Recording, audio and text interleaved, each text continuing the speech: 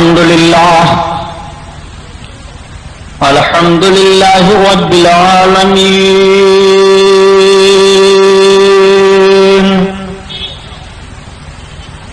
والصلاة والسلام على سيد المرسلين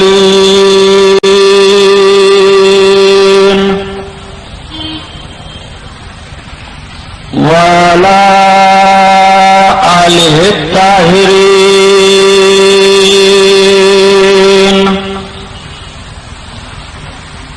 وأصحابه المطهرين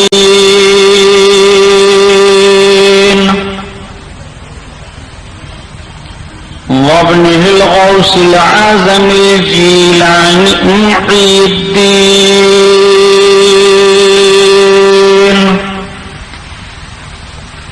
وأهل بيته أجمعين أما بعد فأعوذ بالله من الشيطان الرجيم بسم الله الرحمن الرحيم قال الله تعالى في القرآن العظيم والفرقان الحميد قل لا أسألكم عليه أجرا إلا المودة في القربى صدق الله البشير القدير وصدق رسوله البشير النذير والحمد لله رب العالمين.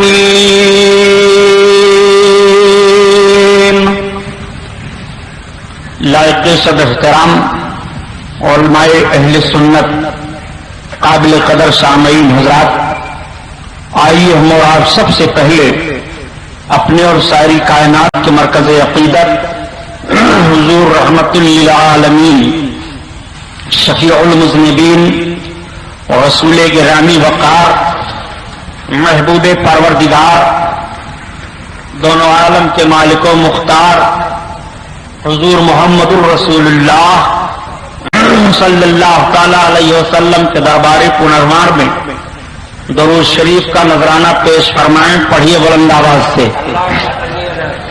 اللہم صلی علی سیدنا و مولانا محمد معدن الجود والکرم وعلی آلہ وبارک وسلم صلاۃ و سلام علیک یا رسول اللہ صلی اللہ تعالی علیہ وسلم.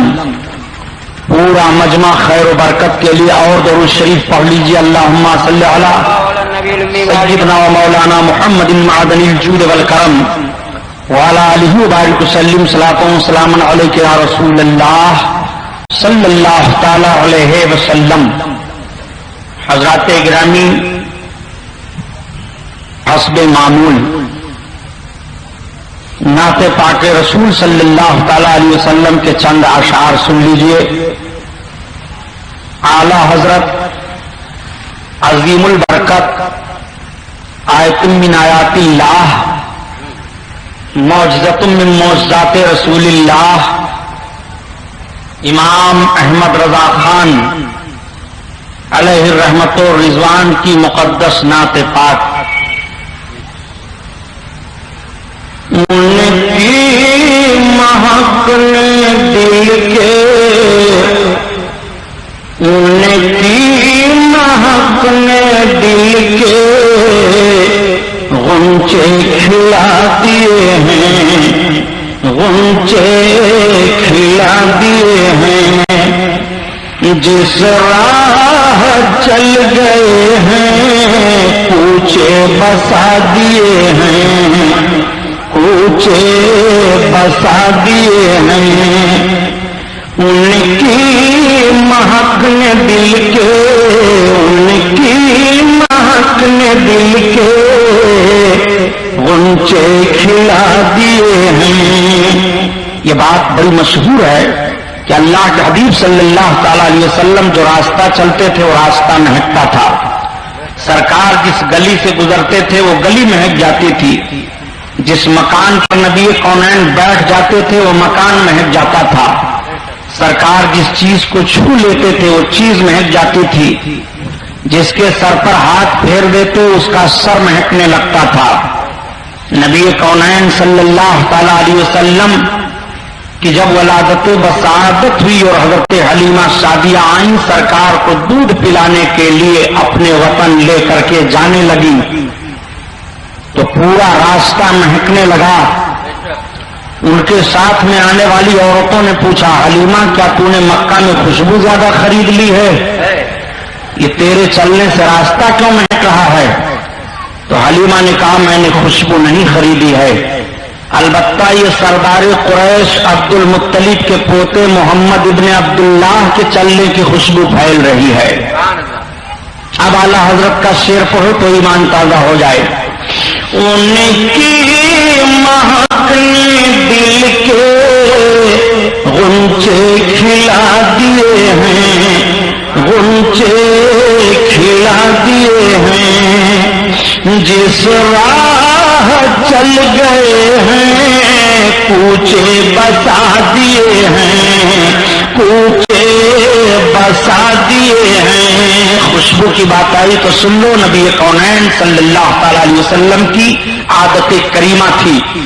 میرے سرکار جب دوپہر کا کھانا تناول فرماتے تھے تو تھوڑی دیر تک آرام کر لیا کرتے تھے، اس کو قیلولہ کہا جاتا ہے۔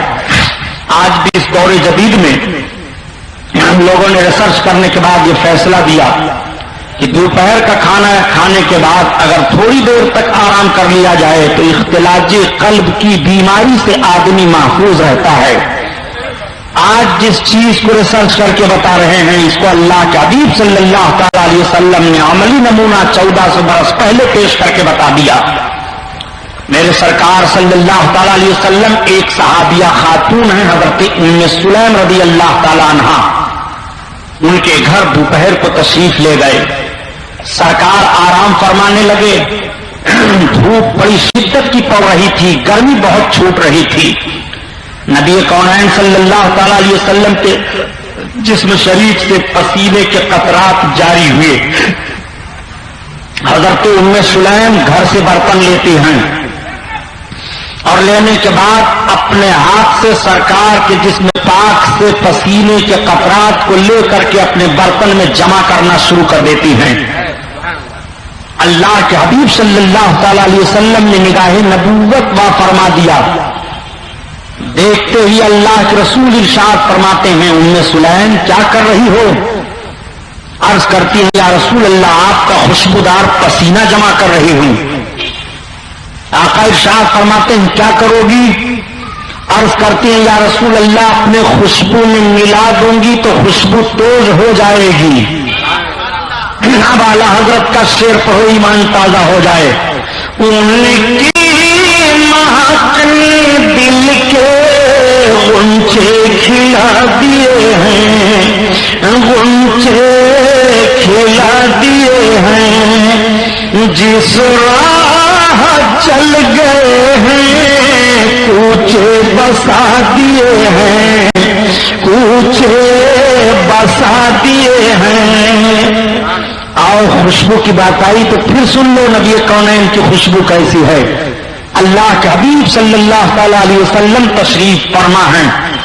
میرے سرکار کی بارگاہ میں ایک صحابی حاضر آئے یا صحابیہ آئیں اور عرض کرنے لگے، یا رسول اللہ میری بچی کی شادی ہونے والی ہے، سرکار میں نے تمام لوازمات کا انتظام کر لیا ہے، یا رسول اللہ خوشبو آپ عطا فرما دیں۔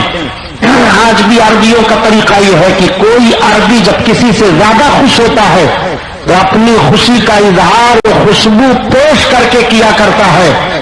اللہ کے حبیب کی بارگاہ میں وہ خوشبو کے طالب ہیں، اور کس چیز پر؟ اپنے بچی کی شادی کے لیے۔ نبی کونین صلی اللہ علیہ وسلم ارشاد فرماتے ہیں برتن لے آؤ۔ جب وہ برتن پیش کرتے ہیں تو گرمی شدت کی پڑ رہی تھی، جسم شریف سے پسینے کے قطرات جاری تھے۔ اللہ کے حبیب صلی اللہ علیہ وسلم اپنے دست پاک کو اپنے بغل شریف میں لگا کر پسینے کے چند قطرے ان کے برتن میں ڈال دیتے ہیں اور ارشاد فرماتے ہیں لے جاؤ، جب تمہاری بچی دلہن بنے گی تو اس کے کپڑوں میں ان پسینے کے قطرات کو لگا دینا۔ وہ لے کر کے گئے اور جب ان کی بچی دلہن بنی تو بچی کا کپڑا آقا کریم صلی اللہ علیہ وسلم کے خوشبودار پسینے سے بسا دیا گیا۔ आला हजरत अजीम उल बरकत के भाई उस्ताद ज़मन अल्लामा हसन रहमत उल्लाह तआला अलैहि इसी को बयान फरमाते हैं, वहाँ इत्र खुदा साज महकना तेरा, वहाँ इत्र खुदा साज महकना तेरा, और खूबरू कपों में मलते हैं पसीना तेरा, पसीना तेरा, उनकी महकने दिल के गुंचे खिला दिए हैं, जिस राह चल गए हैं कूचे बसा दिए हैं, कूचे बसा दिए हैं। और अल्लाह जो मिल जाए मेरे गुल का पसीना, मांगे न कभी तो न चाहे दुल्हन फूल, सरता बाकदम होता ने सुल्ताने ज़मन फूल, लब फूल ज़कन फूल बदन फूल।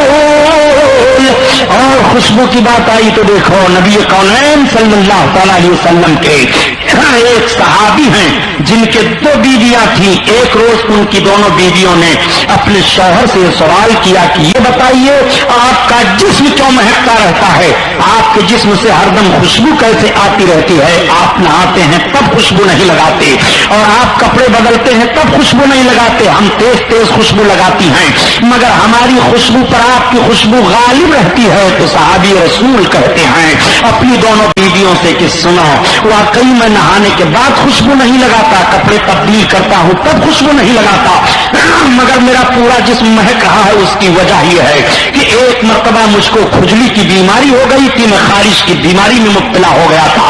जब मैंने बड़े बड़े तबीबों और हकीमों से दवा ली मैं ठीक नहीं हो रहा था, मैं बहुत मजबूर हो गया तो अपने आका की बारगाह में मैं हाजिर हुआ। यही एक जहन में आपको देता चलूं, अपने जहन को साफ कर लीजिए। सहाबी बड़े बड़े तबीबों के वहां जाते हैं, हकीमों से दवा लेते हैं मगर शिफा नहीं मिलती है, तो उनके जहन फिक्र में यह बात आती है कि चलो अब अल्लाह के हबीब की बारगाह में इस बीमारी की शिकायत लेकर के चलो, नबी की बारगाह से शिफा मिलेगी। जब उनके जहन फिक्र में यह बात आती है तो नबी कौनैन की बारगाह में तशरीफ ले जाते हैं।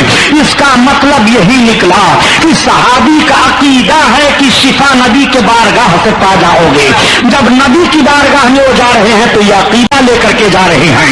अब नबी के ताल्लुक से यह जहन फिक्र रखना कि रब की अता से नबी बीमारियों से शिफा अता फरमा रहे हैं, नबी से जो मांगो वो अता कर रहे हैं, ये सहाबी का अकीदा है। और नबी कौनैन के ताल्लुक से ऐसा जहन फिक्र रखना कि नबी कुछ नहीं दे सकते हैं, ये जिसका अकीदा है वो खुद समझ ले। आइए ज़ामलहज़ा फरमाइए, वो सहाबी कहते हैं कि जब मैं अपने आका की बारगाह में हाजिर हुआ तो मैंने इस अंदाज से अर्ज किया आला हजरत की जबान में सुना कि साथियों आती हो तुम और काफियों नाफी हो तुम, दर्द को कर दो दवा तुम पे करो दुरूद। या रसूल अल्लाह आप शाफी हो, या रसूल अल्लाह आप काफी हो, या रसूल अल्लाह आप नाफी हो, मेरे सरकार मेरे दर्द को दवा बना दो, दर्द की दवा नहीं बल्कि दर्द ही को दवा बना दो। या रसूल अल्लाह मैं आपकी बारगाह में हाजिर हूँ। नबी कौनैन से मैंने जब अर्ज किया तो मेरे सरकार मुझसे इरशाद फरमाते हैं आओ करीब आ जाओ। जब मैं अपने आका के करीब हुआ तो नबी कौनैन सल्लल्लाहु तआला अलैहि वसल्लम ने अपना दस्ते पाक मेरे जिस्म पर फेर दिया। नबी का हाथ लगना था कि खारिश की बीमारी दूर हो जाती है और उसी तारीख से मेरा जिस्म महक रहा है, मेरे बदन से खुशबू आ रही है। अब आला हजरत का शेर तो हो ईमान ताजा हो जाए। उनके महकने दिल के गुंचे खिला दिए हैं, गुंचे खिला दिए हैं, जिस राह चल गए हैं कूचे बसा दिए हैं, कूचे बसा दिए हैं। और एक जुमला अर्ज कर दूं प्यारे, ये नबी का हाथ है। کھجلی والے جسم پر لگ جائے تو خارش کی بیماری دور ہو جائے. ایک ان کا بھی ہاتھ ہے جو اپنے آپ کو آقا کی طرح کہتے ہیں, صحیح سالم جسم پر لگ جائے تو کھجلی نہ بھی ہو تو کھجلی نکل آئے. تعجب ہوتا ہے جب اپنے ہاتھ کی مثال معاذ اللہ نبی کونین کے دست پاک سے مثال دیتے ہو. خدا کی قسم نبی کے ہاتھ کا عالم تو یہ ہے کہ اعلیٰ حضرت عظیم البرکت فرماتے ہیں, اے لوگو تمہارے نبی کے دست پاک کا عالم تو یہ ہے کہ ہاتھ جسم تو اٹھا غنی کر دیا, موج بہار سماعت پہ لاکھوں سلام, لاکھوں سلام. اور خوشبو کی بات آئی تو سن لو, جب میرے آقا صلی اللہ تعالیٰ علیہ وسلم ہجرت فرما کر کے مکہ شریف سے مدینہ طیبہ آئے اور پہلی بار مدینہ طیبہ میں حضرت بلال رضی اللہ تعالیٰ عنہ نے اذان دی. اذان کے الفاظ کو مدینہ شریف کے بچوں نے جب پہلی بار سنا تو نقل اتارنا شروع کر دیا. آج بھی بچوں کی عادتیں ہوتی ہیں کہ بچے نقل اتارنا شروع کر دیتے ہیں. کوئی شعر سن لے تو وہی پڑھنے لگتے ہیں, کوئی انقلابی نعرہ سن لے تو وہی انقلابی نعرہ لگانے لگتے ہیں, کوئی طور طریقہ دیکھ لے تو وہی غول بنا کر کے ادا کرنے لگتے ہیں. یہ بچوں کی فطرت ہوتی ہے. مدینہ طیبہ کے بچے اپنے آقا صلی اللہ تعالیٰ علیہ وسلم کے نام کو لے رہے ہیں, اذان دیتے چلے آ رہے ہیں. ادھر سے اللہ کے حبیب تشریف لے جا رہے ہیں, ادھر سے تمام بچے اذان دیتے آ رہے ہیں. بچوں کی نگاہ سرکار پر پڑی اور سرکار نے بچوں کو دیکھا, بچے خاموش ہو گئے. جب آقا کے قریب آئے تو سرکار نے ایک بچے کو قریب بلایا اور بلانے کے بعد دعا دی, اس بچے کے سر پر اپنا ہاتھ پھیر دیا. اس بچے کی آواز بڑی اچھی تھی. یہ بچہ بھاگتا ہوا اپنی ماں کے پاس گیا, اے امی ہم سب بچے اذان دیتے ہی آ رہے تھے, ادھر سے اللہ کے رسول آ رہے تھے, اللہ کے رسول نے مجھے قریب بلایا, مجھے دعا دی ہے, میرے سر پر ہاتھ رکھا ہے. تو ماں نے فرمایا بیٹا قریب آ جا, وہ نبی ہیں, ان کا ہاتھ جہاں لگ جاتا ہے وہ جگہ مہکنے لگتی ہے. تو ماں اپنے بچے کے سر کو سونگھ رہی ہے تو خوشبو آ رہی ہے. ماں نے کہا بیٹا میں تجھے وصیت کرتی ہوں, تیرے بالوں سے نبی کے ہاتھ لگ گئے ہیں, اس لیے اب پوری زندگی ان بالوں کو ترشوانا نہیں. تو وہ صحابی اپنے بالوں کو پوری زندگی ترشواتے نہیں ہیں اور پوری زندگی ان کے بال سفید نہیں ہوتے ہیں, اور جدھر سے وہ چلتے ہیں خوشبو پھیل جاتی ہے, جہاں بیٹھتے ہیں خوشبو پھیل جاتی ہے, جدھر سے گزرتے ہیں خوشبو پھیل جاتی ہے. اب نبی کونین کے تعلق سے یہ شعر سنو, ایمان تازہ ہو جائے کہ ان کے غنچے کھلا دیے ہیں, غنچے کھلا دیے ہیں, جس راہ چل گئے ہیں کوچے بسا دیے ہیں, کوچے بسا دیے ہیں. اور خوشبو کی بات آئی تو سن لو, ایمان تازہ ہو جائے. نبی کونین صلی اللہ تعالیٰ علیہ وسلم ہم پاپیوں کو کتنا یاد کرتے تھے اور نبی کتنا چاہتے تھے, اندازہ لگاؤ. ایک مرتبہ صحابہ کے درمیان میرے سرکار بیٹھے ہوئے ہیں, آقا اٹھ پڑتے ہیں اور باہر تشریف لے جاتے ہیں. مدینہ طیبہ سے باہر ایک باغ تھا, اس صحابی کے باغ میں سرکار تشریف لے گئے اور اپنی پیشانی کو سجدہ میں رکھ دیا. آقا کریم صلی اللہ علیہ وسلم کی مقدس آنکھوں سے آنسو بہ رہے ہیں. رب تعالیٰ کے محبوب ہم پاپیوں اور گنہگاروں کے لیے رب کی بارگاہ میں معافی مانگ رہے ہیں. نبی کونین کے ایسے آنسو گر رہے ہیں کہ سجدے کی زمین بھیگ جاتی ہے, داڑھی شریف بھیگ جاتی ہے, ریش مبارک تر ہو جاتی ہے. مدینہ طیبہ کے جانثاروں نے جب سرکار کو دیکھا, زیادہ وقت گزر گیا, نظر نہ آئے تو تلاشنے لگے. اب ڈھونڈ رہے ہیں کہ میرے آقا کہاں چلے گئے. جہاں جہاں سرکار بیٹھتے تھے وہاں دیکھ رہے ہیں, جن کے گھروں پر سرکار تشریف لے جاتے تھے وہاں دیکھ رہے ہیں, مدینہ کی گلیوں میں تلاش رہے ہیں, مدینہ کے چپا چپا میں تلاشا جا رہا ہے, نبی کونین نہیں مل رہے ہیں. تمام صحابہ حیران و پریشان ہو جاتے ہیں کہ ایسا تو نہیں ہے کہ ابتدائی اسلام کا وقت ہے, کسی دشمن نے میرے سرکار کو تکلیف دے دی ہو. آقا کریم کو ڈھونڈا جا رہا ہے, جدھر سے خوشبو آ رہی ہے اسی طرف سب دوڑے چلے جا رہے ہیں. اسی لیے تو اعلیٰ حضرت عظیم البرکت ارشاد فرماتے ہیں کہ کیا مہکتے ہیں مہکنے والے, کیا مہکتے ہیں مہکنے والے, بھوت چلتے ہیں بھٹکنے والے, بھٹکنے والے. حضرت ابو ہریرہ فرماتے ہیں کہ میں بھی سرکار کی تلاش میں نکلا. جب میں اپنے آقا کی تلاش میں نکلا تو نبوت کی خوشبو سونگھتے ہوئے میں اسی باغ کے قریب پہنچ گیا. میں نے اندازہ لگا لیا بس کرو میرے سرکار اسی باغ میں جلوہ افروز ہیں, نبوت کی خوشبو آ رہی ہے, پورا باغ مہک رہا ہے, باغ کی فضا مہک رہی ہے, ہر چہار جانب سے دیواریں مہک رہی ہیں. حضرت ابو ہریرہ فرماتے ہیں کہ باغ میں جانے کا دروازہ بند تھا مگر ایک نالا تھا باہر سے جو باغ میں پانی جانے کے لیے تھا.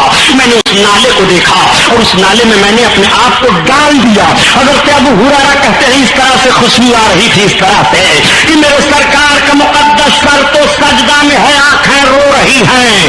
آقا کریم صلی اللہ علیہ وسلم کے اسی رونے پر تو اعلیٰ حضرت عظیم البرکت فرماتے ہیں اے لوگو تم اپنے رب کی بارگاہ میں عرض کرو اللہ کا جہنم ابھی نہ سرد ہوگا,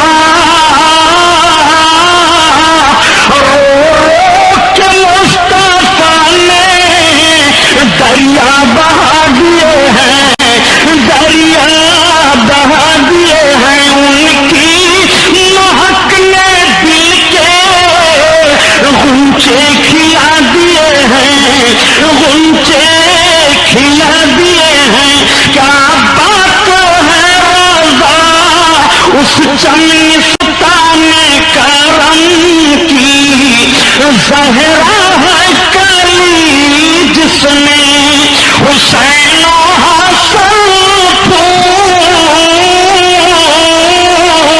درود شریف. اللہم صلی اللہ سیدنا مولانا محمد المادن الجود والکرم وعلی آلہ وبارک وسلم. صلاۃ و سلام علیک یا رسول اللہ. انسان کو بیدار تو ہو لینے دو, ہر قوم پکارے گی ہمارے ہیں حسین, قتل حسین اصل بے مرگ یزید ہے. اسلام زندہ ہوتا ہے ہر کربلا کے بعد, اسلام کے دامن میں اس کے سوا کیا ہے. یہ ضرب ید اللہ ہی ایک سجدے شبیری. آؤ دیکھو حضرت امام حسن اور حضرت امام حسین یہ کون ہیں, بارگاہ رسالت کے کیسے پیارے ہیں, بارگاہ رسالت میں ان کا مقام و مرتبہ کیا ہے, اللہ کے نبی نے اپنے امتیوں کو ان کے تعلق سے کیا حکم دیا ہے, اور صحابہ ان کو کتنا چاہا کرتے تھے, ان سے کس طرح سے محبتیں کیا کرتے تھے.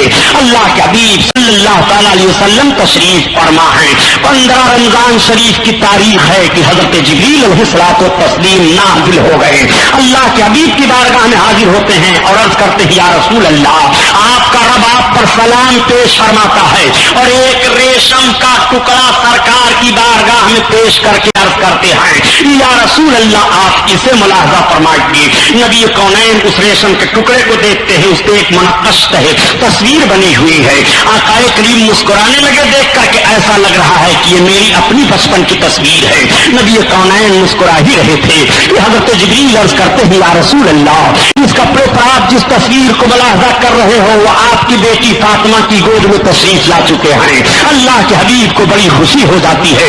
نبی کونین کو اطلاع دی جاتی ہے فاطمہ کو بچہ پیدا ہوا ہے. اللہ کے حبیب صلی اللہ علیہ وسلم اٹھ کر کے کھڑے ہو جاتے ہیں, حضرت خاتون جنت کے گھر تشریف لے گئے. نبی کونین کی گود میں آپ کا نواسا حضرت امام حسن پیش کر دیے جاتے ہیں. نبی اپنی گود میں اپنے نواسے کو لیتے ہیں اور بوسہ لیتے ہیں. سرکار نے اپنا لعاب شریف امام حسین کے منہ میں ڈالا اور پھر اس کے بعد اپنی انگلی ڈال دی, انگلی کو نانا کے چوس رہے ہیں, چہرے نبوت دیکھ رہے ہیں. آمنہ کا چاند فاطمہ کے چاند کو دیکھ رہا ہے, دونوں نگاہیں لگی ہوئی ہیں. حضرت جبریل عرض کرتے ہیں یا رسول اللہ ان کا نام ہارون کے بیٹوں کے نام پر رکھا جائے, شبیر و شبر. آقا کریم ارشاد فرماتے ہیں ان کا نام شبر, مگر عربی میں اس کا ترجمہ کیا ہوگا. حضرت جبریل عرض کرتے ہیں یا رسول اللہ حسن. آقا ارشاد فرماتے ہیں ان کا نام حسن ہے. حضرت امام حسن کا نام رکھ دیا آقا کریم صلی اللہ علیہ وسلم نے. حضرت رسول کائنات کس طرح محبت کرتے ہیں, امام حسن کو سوگا کرتے تھے. امام حسن کے تعلق سے فرماتے تھے یہ میرا بیٹا مسلمانوں کے 2 گروہ میں صلح کرائے گا. اللہ کے حبیب صلی اللہ تعالی علیہ وسلم بڑی محبت فرمایا کرتے تھے. نبی کونین صلی اللہ علیہ وسلم کے مقدس چہرے سے حضرت امام حسن کا مقدس چہرہ مل جل رہا تھا, بلکہ ہلیہ کی تصویر کھینچنے والوں نے یہ بتایا کہ نبی کونین صلی اللہ تعالی علیہ وسلم کے شبیہ حضرت امام حسن سر سے لے کر کے اور سینے پاک تک ہیں, اور سینے پاک سے لے کر کے پاؤں شریف تک حضرت امام حسین آپ کی شبیہ ہیں. اس طرح سے دونوں شہزادے کھڑے ہو جائیں تو تصویر مصطفیٰ بن جاتے ہیں. اپنے نانا جان کی تصویر دکھائی دکھائی دینے لگتے ہیں وہ حضرت امام حسن ہیں، حضرت امام حسین ہیں۔ حضرت امام حسن رضی اللہ تعالیٰ عنہ کے پیدائش کے 6 مہینہ بعد حضرت امام حسین کی پیدائش ہوتی ہے۔ حضرت امام حسین رضی اللہ تعالیٰ عنہ کی پیدائش 6 مہینہ کے اندر ہوئی ہے۔ حضرت امام حسین جب پیدا ہوئے تو ان کے ساتھ بھی یہی معاملہ ہوا کہ وہی ریشم کا ٹکڑا پیش کیا حضرت جبریل نے، یا رسول اللہ جو منقش تصویر آپ ملاحظہ فرما رہے ہیں یہ آپ کی بیٹی فاطمہ کی گود میں تشریف لا چکے ہیں۔ نبی کونین صلی اللہ تعالیٰ علیہ وسلم تشریف لے گئے، اس سے پہلے سرکار کی چچی حضرت ام فضل آقا کی بارگاہ میں حاضر ہوئی تھی اور عرض کرنے لگی، یا رسول اللہ آج میں نے ایک پریشان کن خواب دیکھا ہے، بڑا بھیانک خواب میں نے سرکار آج دیکھا ہے۔ آقا بیان فرماتے ہیں، چچی بیان کرو تم نے کون سا خواب دیکھا ہے؟ حضرت ام الفضل بیان فرماتی ہیں، یا رسول اللہ میں نے یہ دیکھا ہے کہ آپ کے جسم کا ایک حصہ کاٹ کر کے میری گود میں رکھا گیا ہے۔ آقا کریم مسکرا اٹھے، فرماتے ہیں ام الفضل یہ تمہارا خواب بہت اچھا ہے، ان قریب میری بیٹی فاطمہ کو بچہ پیدا ہوگا اور وہ سب سے پہلے تمہاری گود میں رکھا جائے گا۔ حضرت امام حسین جب پیدا ہوئے تو سب سے پہلے سرکار کی چچی حضرت ام الفضل کی گود میں امام حسین آئے ہیں۔ نبی کونین نے اپنی گود میں لیا، نبی کونین صلی اللہ تعالیٰ علیہ وسلم نے اپنے لعاب شریف کو امام حسین کے منہ میں ڈالا، پوچھا علی تم نے نام ان کا کچھ رکھا؟ عرض کرتے ہیں، یا رسول اللہ آپ کے ہوتے ہوئے میں ان کا نام کیسے رکھوں؟ آقا کریم صلی اللہ علیہ وسلم فرماتے ہیں ان کا نام حسین ہے اور میرے سرکار نے عقیقہ کیا اپنے نماز سے کہا اور بال برابر چاندی خیرات کی میرے سرکار صلی اللہ تعالیٰ علیہ وسلم نے۔ آقا کریم ہر روز دونوں شہزادوں کی زیارت کر لیا کرتے ہیں اور دیکھ لیا کرتے ہیں، اگر رونے کی آواز آتی تو حضرت فاطمہ سے کہتے اے فاطمہ میرے بچوں کو رلاؤ نہیں، مجھے تکلیف ہو جاتی ہے، قربان جاؤ۔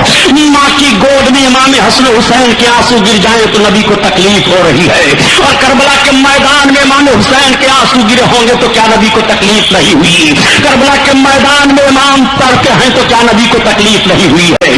کربلا کے میدان میں خاک و خون میں آپ کے جس میں پاک پر گھوڑے دوڑائے گئے تو کیا تکلیف نہیں ہوئی؟ کربلا کے میدان سے ضرور میرے آقا کو تکلیف ہوئی ہے، اور نبی کو تکلیف دینے والا اور رب کی بارگاہ میں سرخرو نہیں ہو سکتا ہے۔ آئیے ذرا دیکھیے حضرت امام حسن حسین کا مقام و مرتبہ نبی کی بارگاہ میں کس طرح سے ہے۔ جب یہ دونوں شہزادے زمین پر اچھی طرح سے چلنے لگتے ہیں تو اپنے نانا جان کی گود میں جا کر کے بیٹھ جایا کرتے تھے، کبھی نانا سوئے ہیں تو نانا کے سینے پر بیٹھ جایا کرتے تھے، کبھی نانا لیٹے ہیں تو نانا کی زلفیں پکڑ کر کے جگا رہے ہیں۔ نبی کونین کو کتنی محبت ہے۔ ایک مرتبہ میرے سار نے دیکھا، ارشاد فرمایا صحابہ سے لختے جگر آ رہے ہیں آنے دو۔ صحابہ کی نظریں گھوم جاتی ہیں، صحابہ نے دیکھا حسن آ رہے ہیں، حسین آ رہے ہیں، سارے لوگوں نے راستہ دے دیا۔ یہ دونوں شہزادے جا کر کے نانا کی گود میں بیٹھ جاتے ہیں، نبی کونین بوسہ لیتے ہیں۔ صحابہ کی نگاہیں دیکھ رہی ہیں کہ نبی کو حسین و حسن سے کتنا پیار ہے، کس طرح سے ان دونوں کا خیال رکھا جا رہا ہے، سارے صحابہ دیکھ رہے ہیں۔ حضرت نبی کریم صلی اللہ تعالیٰ علیہ وسلم اپنے آقا صلی اللہ علیہ وسلم کو اپنے نمازوں سے کتنا پیار ہے، ذرا ملاحظہ فرماؤ۔ نماز میرے سرکار پڑھ رہے ہیں کہ عین نماز کی حالت میں امام حسین جاتے ہیں اور پشت نبوی پر سوار ہو جاتے ہیں۔ اللہ کے حبیب صلی اللہ علیہ وسلم نے اپنے سجدے کو لمبا فرما دیا۔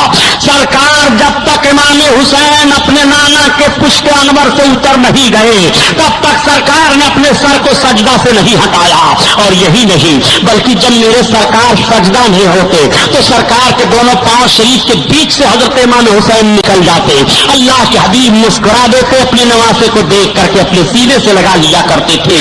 میں آپ سے پوچھنا چاہتا ہوں، نبی کونین کے مقدس پشت انور پر جب حسین گئے ہیں تو کیا نبی کو خیال آیا ہے کہ نہیں؟ نبی کونین نے نماز نہیں دہرائی ہے، نبی کونین نے یہ نہیں فرمایا کہ اس میرے بیٹے کو پکڑ لیا کرو جب میں نماز پڑھتا ہوں تو میرا بیٹا میرے پشت پر نہ سوار ہو، میرے قریب نہ آیا کرے، نہیں بلکہ حضرت امام حسین کبھی کبھی اپنے نانا جان کے پشت پر سوار ہو کر کے زلف معمبری کو اپنے دونوں ہاتھوں سے پکڑ لیتے ہیں اور کہتے ہیں نانا جان اب چلیے ہمیں لے چلیے۔ اللہ کے حبیب ایک دوست پر امام حسن کو بیٹھا لیتے ہیں اور ایک دوست پر امام حسین کو بیٹھا لیتے ہیں، چلے جا رہے ہیں دونوں نماز سے، سرکار کے زلف معمبری کو اپنے ہاتھوں میں لے کر کے اور ادھر سے ادھر کر رہے ہیں۔ حضرت ابوبکر صدیق کی نگاہ ہو جاتی ہے، حضرت ابوبکر صدیق دیکھتے ہوئے ارشاد فرماتے ہیں کتنی اچھی سواری ہے۔ آقا ارشاد فرماتے ہیں اے ابوبکر سوار کتنے اچھے ہیں، سواری بھی اچھی ہے تو سوار بھی تو اچھے ہیں. اللہ اللہ, امام حسن و حسین کا مقام و مرتبہ دیکھو. یہی دونوں بھائی حضرت امام حسن و حسین ہیں. نبی کونین کی بارگاہ میں آئے تو سرکار انہیں سونگھنے لگے. صحابہ دیکھ رہے ہیں سونگھنے کو. آقا ارشاد فرماتے ہیں یہ حسن و حسین ہمارا ریحانی فی دنیا, یہ دونوں دنیا میرے پھول ہیں. میں انہیں سونگھا کرتا ہوں. پھول کو سونگھا جاتا ہے. آج اپنے بچوں کا بوسہ تو ضرور لیا جاتا ہے, بچے کو چوما چاٹا تو ضرور جاتا ہے, مگر سونگھتے ہوئے آپ نے دنیا میں کسی انسان کو نہیں دیکھا ہوگا. اگر سونگھا کوئی جا رہا ہے تو حسن سونگھے جا رہے ہیں, اگر سونگھا کوئی جا رہا ہے تو امام حسین سونگھے جا رہے ہیں. نبی کونین ارشاد فرماتے ہیں ان دونوں سے مجھے جنت کی خوشبو آ رہی ہے. اللہ اکبر, حسن و حسین سے جنت کی خوشبو آئے. نبی ارشاد فرماتے ہیں دونوں شہزادوں کو دیکھ کر کے الحسن والحسین سید الشباب اہل جنہ, حسن و حسین دونوں جنتی جوانوں کے سردار ہیں. نبی کونین نے اپنے شہزادوں کو صرف جنت ہی کی بشارت نہیں دی ہے, بلکہ نبی ارشاد فرماتے ہیں یہ دونوں جنت کے جوانوں کے سردار ہیں. میں عرض کرتا ہوں اے مسلمانوں, جس نبی نے اپنے نواسوں کے جنت کے جوانوں کی سرداری دے دی ہو, اس نواسے کو کوفہ کی سرداری کی حاجت نہیں ہے, اس نواسے کو حکومت کی لالچ نہیں ہے, اس نواسے کو اقتدار کی لالچ نہیں ہے, اس نواسے کو بڑائی کی لالچ نہیں ہے. نواسے لے جاؤ, اپنا خون بہایا تھا, اس میں مشیت الہی کچھ اور ہے. آؤ دیکھو نبی ارشاد فرما رہے ہیں کہ حسن حسین جنتی جوانوں کے سردار ہیں. نبی کونین نے سرداری بھی دیتی ہے,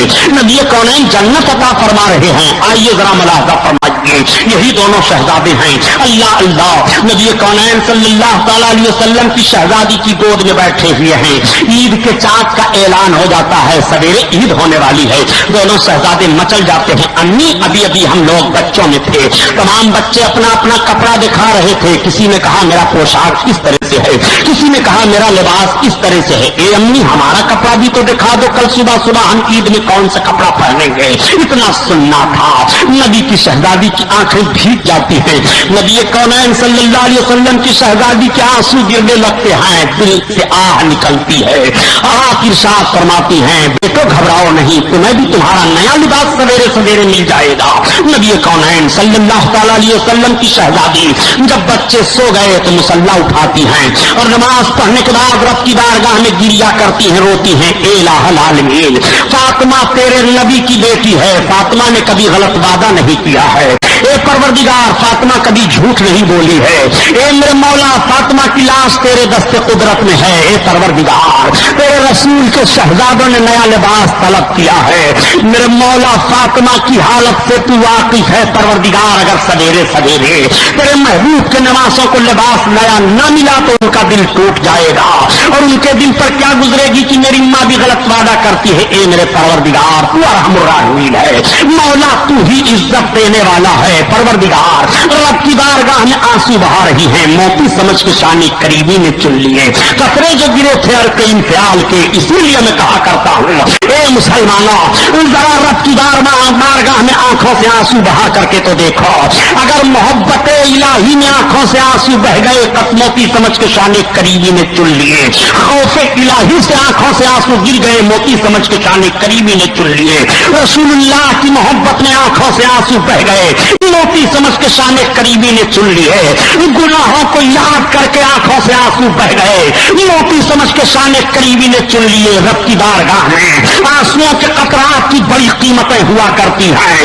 یہ ایک آنسو کا قطرہ پیارے نجات دلا دیتا ہے. یہ ایک آنسو کا قطرہ عرش الہی ہلا دیتا ہے. یہ ایک آنسو کا قطرہ تمہیں نجات کا پروانہ دلا دیتا ہے. یہ ایک آنسو کا قطرہ تمہیں بخشش کی ضمانت دے دیتا ہے. یہ ایک آنسو کا قطرہ تمہیں محبوبیت کا درجہ دے دیتا ہے. کبھی کبھی یہی ایک آنسو کا قطرہ تمہیں عرفان کی منزل پر پہنچا دیتا ہے. کبھی کبھی یہی آنسو کا ایک قطرہ تمہارے تاریخ دل کو روشن و منور کر دیا کرتا ہے. کبھی کبھی یہی آنسو کا ایک قطرہ تمہاری کھوئی ہوئی قسمت واپس کر دیتا ہے. کبھی کبھی تمہاری تقدیر کے رخ کو بدل دیتا ہے. موتی سمجھ کے شان قریبی نے چن لیے. قطرے جو گرے تھے اور کئی انفعال کے, ذرا ملاحظہ کرو. نبی کونین صلی اللہ تعالی علیہ وسلم کی شہزادی رو رہی ہیں.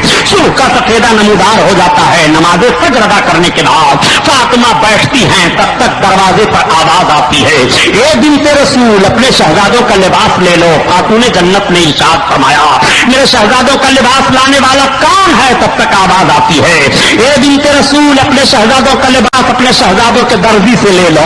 आकाए करीम की शहजादी आगे बढ़ी, लिबास पेश करने वाले ने पेश कर दिया। फातिमा लेकर के हुजरे में आ गई।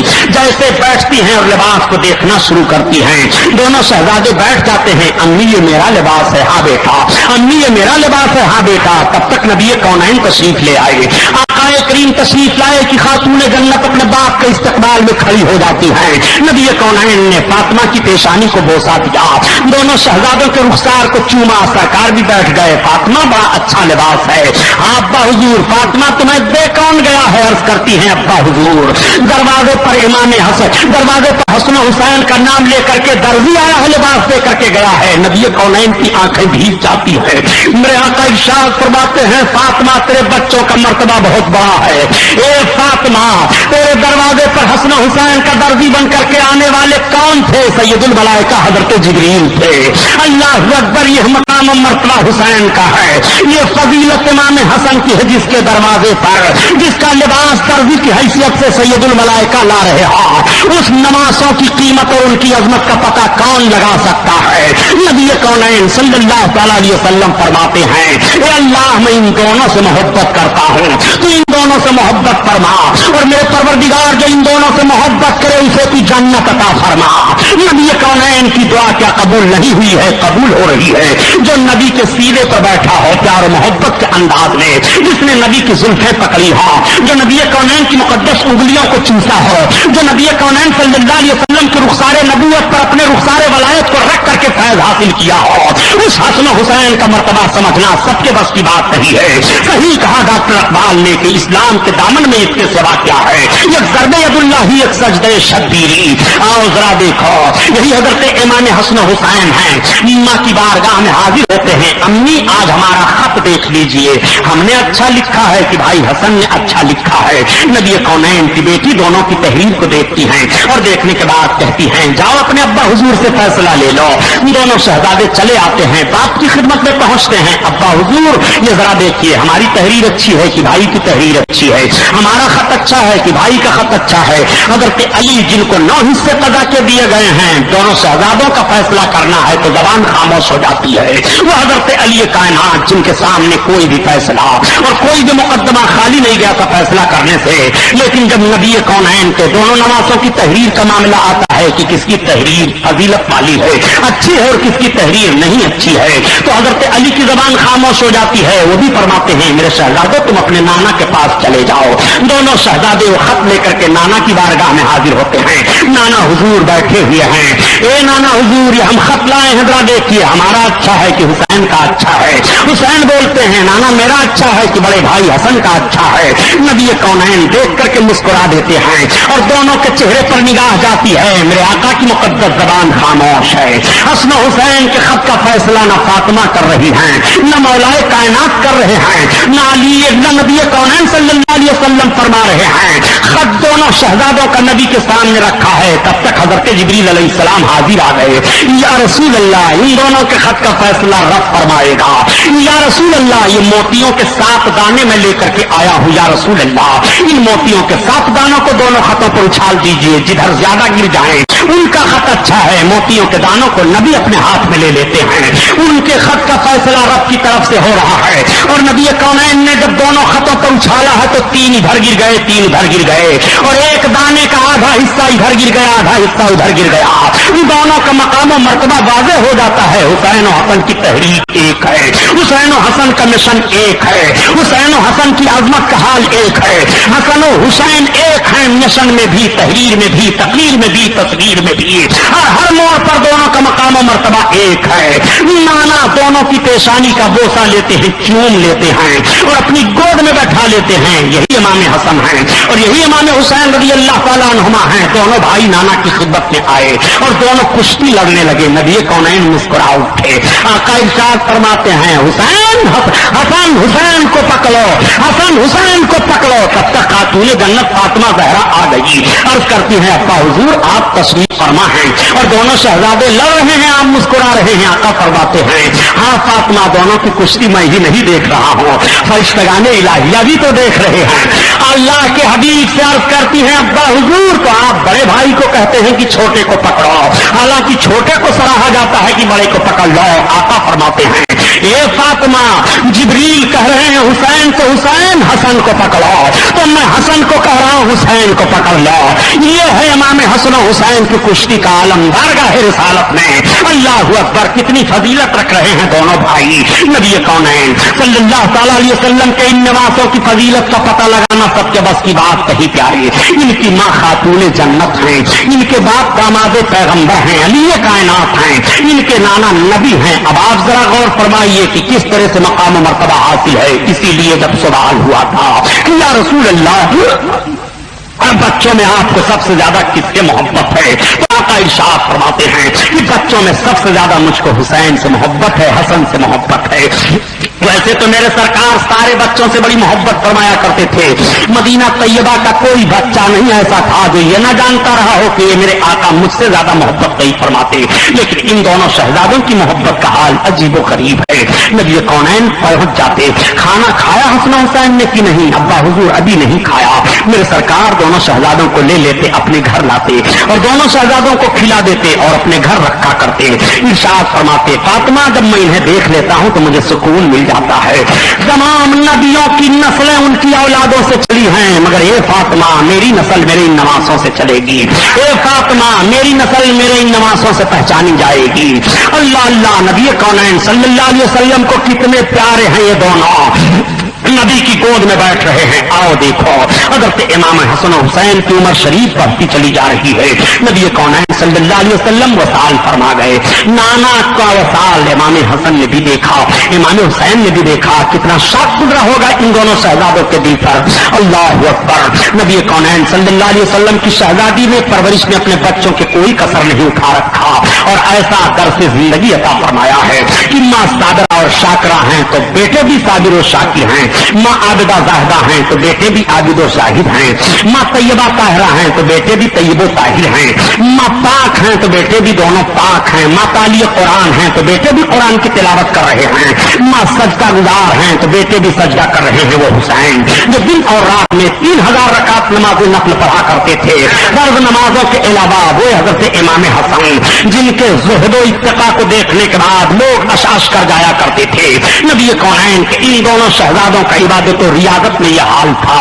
ये इबादत और रियादत में भी कम नहीं थे। यही वजह है प्यारे कि जब खिलाफत फारूकी में ईरान फतह हुआ और ईरान के बादशाह की शहजादी माले गनीमत में आई हजरत उमर फारूक आजम ने तमाम माले गनीमत को मुलाहजा फरमाया और माले गनीमत मुलाहजा फरमाने के बाद तकसीम करना शुरू किया। लौंडियां आई थी गिरफ्तार होकर के, शहजादियां महल की आई थी गिरफ्तार होकर के, मुजाहिदीन में तकसीम की जा रही है। हजरत उमर फारूक आजम की निगाह एक खातून की तरफ जाती है जो पूरे तेवरात के मुरस्सा है, सजी सजाई है। हजरत उमर बिन खत्ताब ने पूछा, ये शहजादी किसकी है? तब तक शहजादी के जबान से आवाज आती है, ए अमीरुल मोमिनीन, मैं ईरान के बादशाह की बेटी हूँ। नबी कौनैन सल्लल्लाहु अलैहि वसल्लम के खलीफा हजरत उमर फारूक आजम सोच रहे हैं, ये ईरान के बादशाह की बेटी है, माले गनीमत में इसको किसे दिया जाए? तब तक हजरत उमर फारूक आजम इरशाद फरमाते हैं, आईना हुसैन इब्ने अली, हुसैन इब्ने अली कहाँ हैं? नबी कौनैन सल्लल्लाहु अलैहि वसल्लम के सहाबी खलीफे दोम हजरत उमर फारूक आजम ने आवाज दी, इमाम हुसैन आकर के पहुंच गए। हजरत उमर फारूक आजम फरमाते हैं, ए ईरान की शहजादी, अगर तू ईरान के बादशाह की बेटी है तो सारी कायनात के सुल्तान के शहजादे के साथ मैं तेरा निकाह कर रहा हूँ। ये सारी कायनात के सुल्तान के शहजादे हैं। हजरत उमर फारूक आजम ने हजरत शहबानों का निकाह अल्लाह के हबीब के नवासे इमाम हुसैन से कर दिया।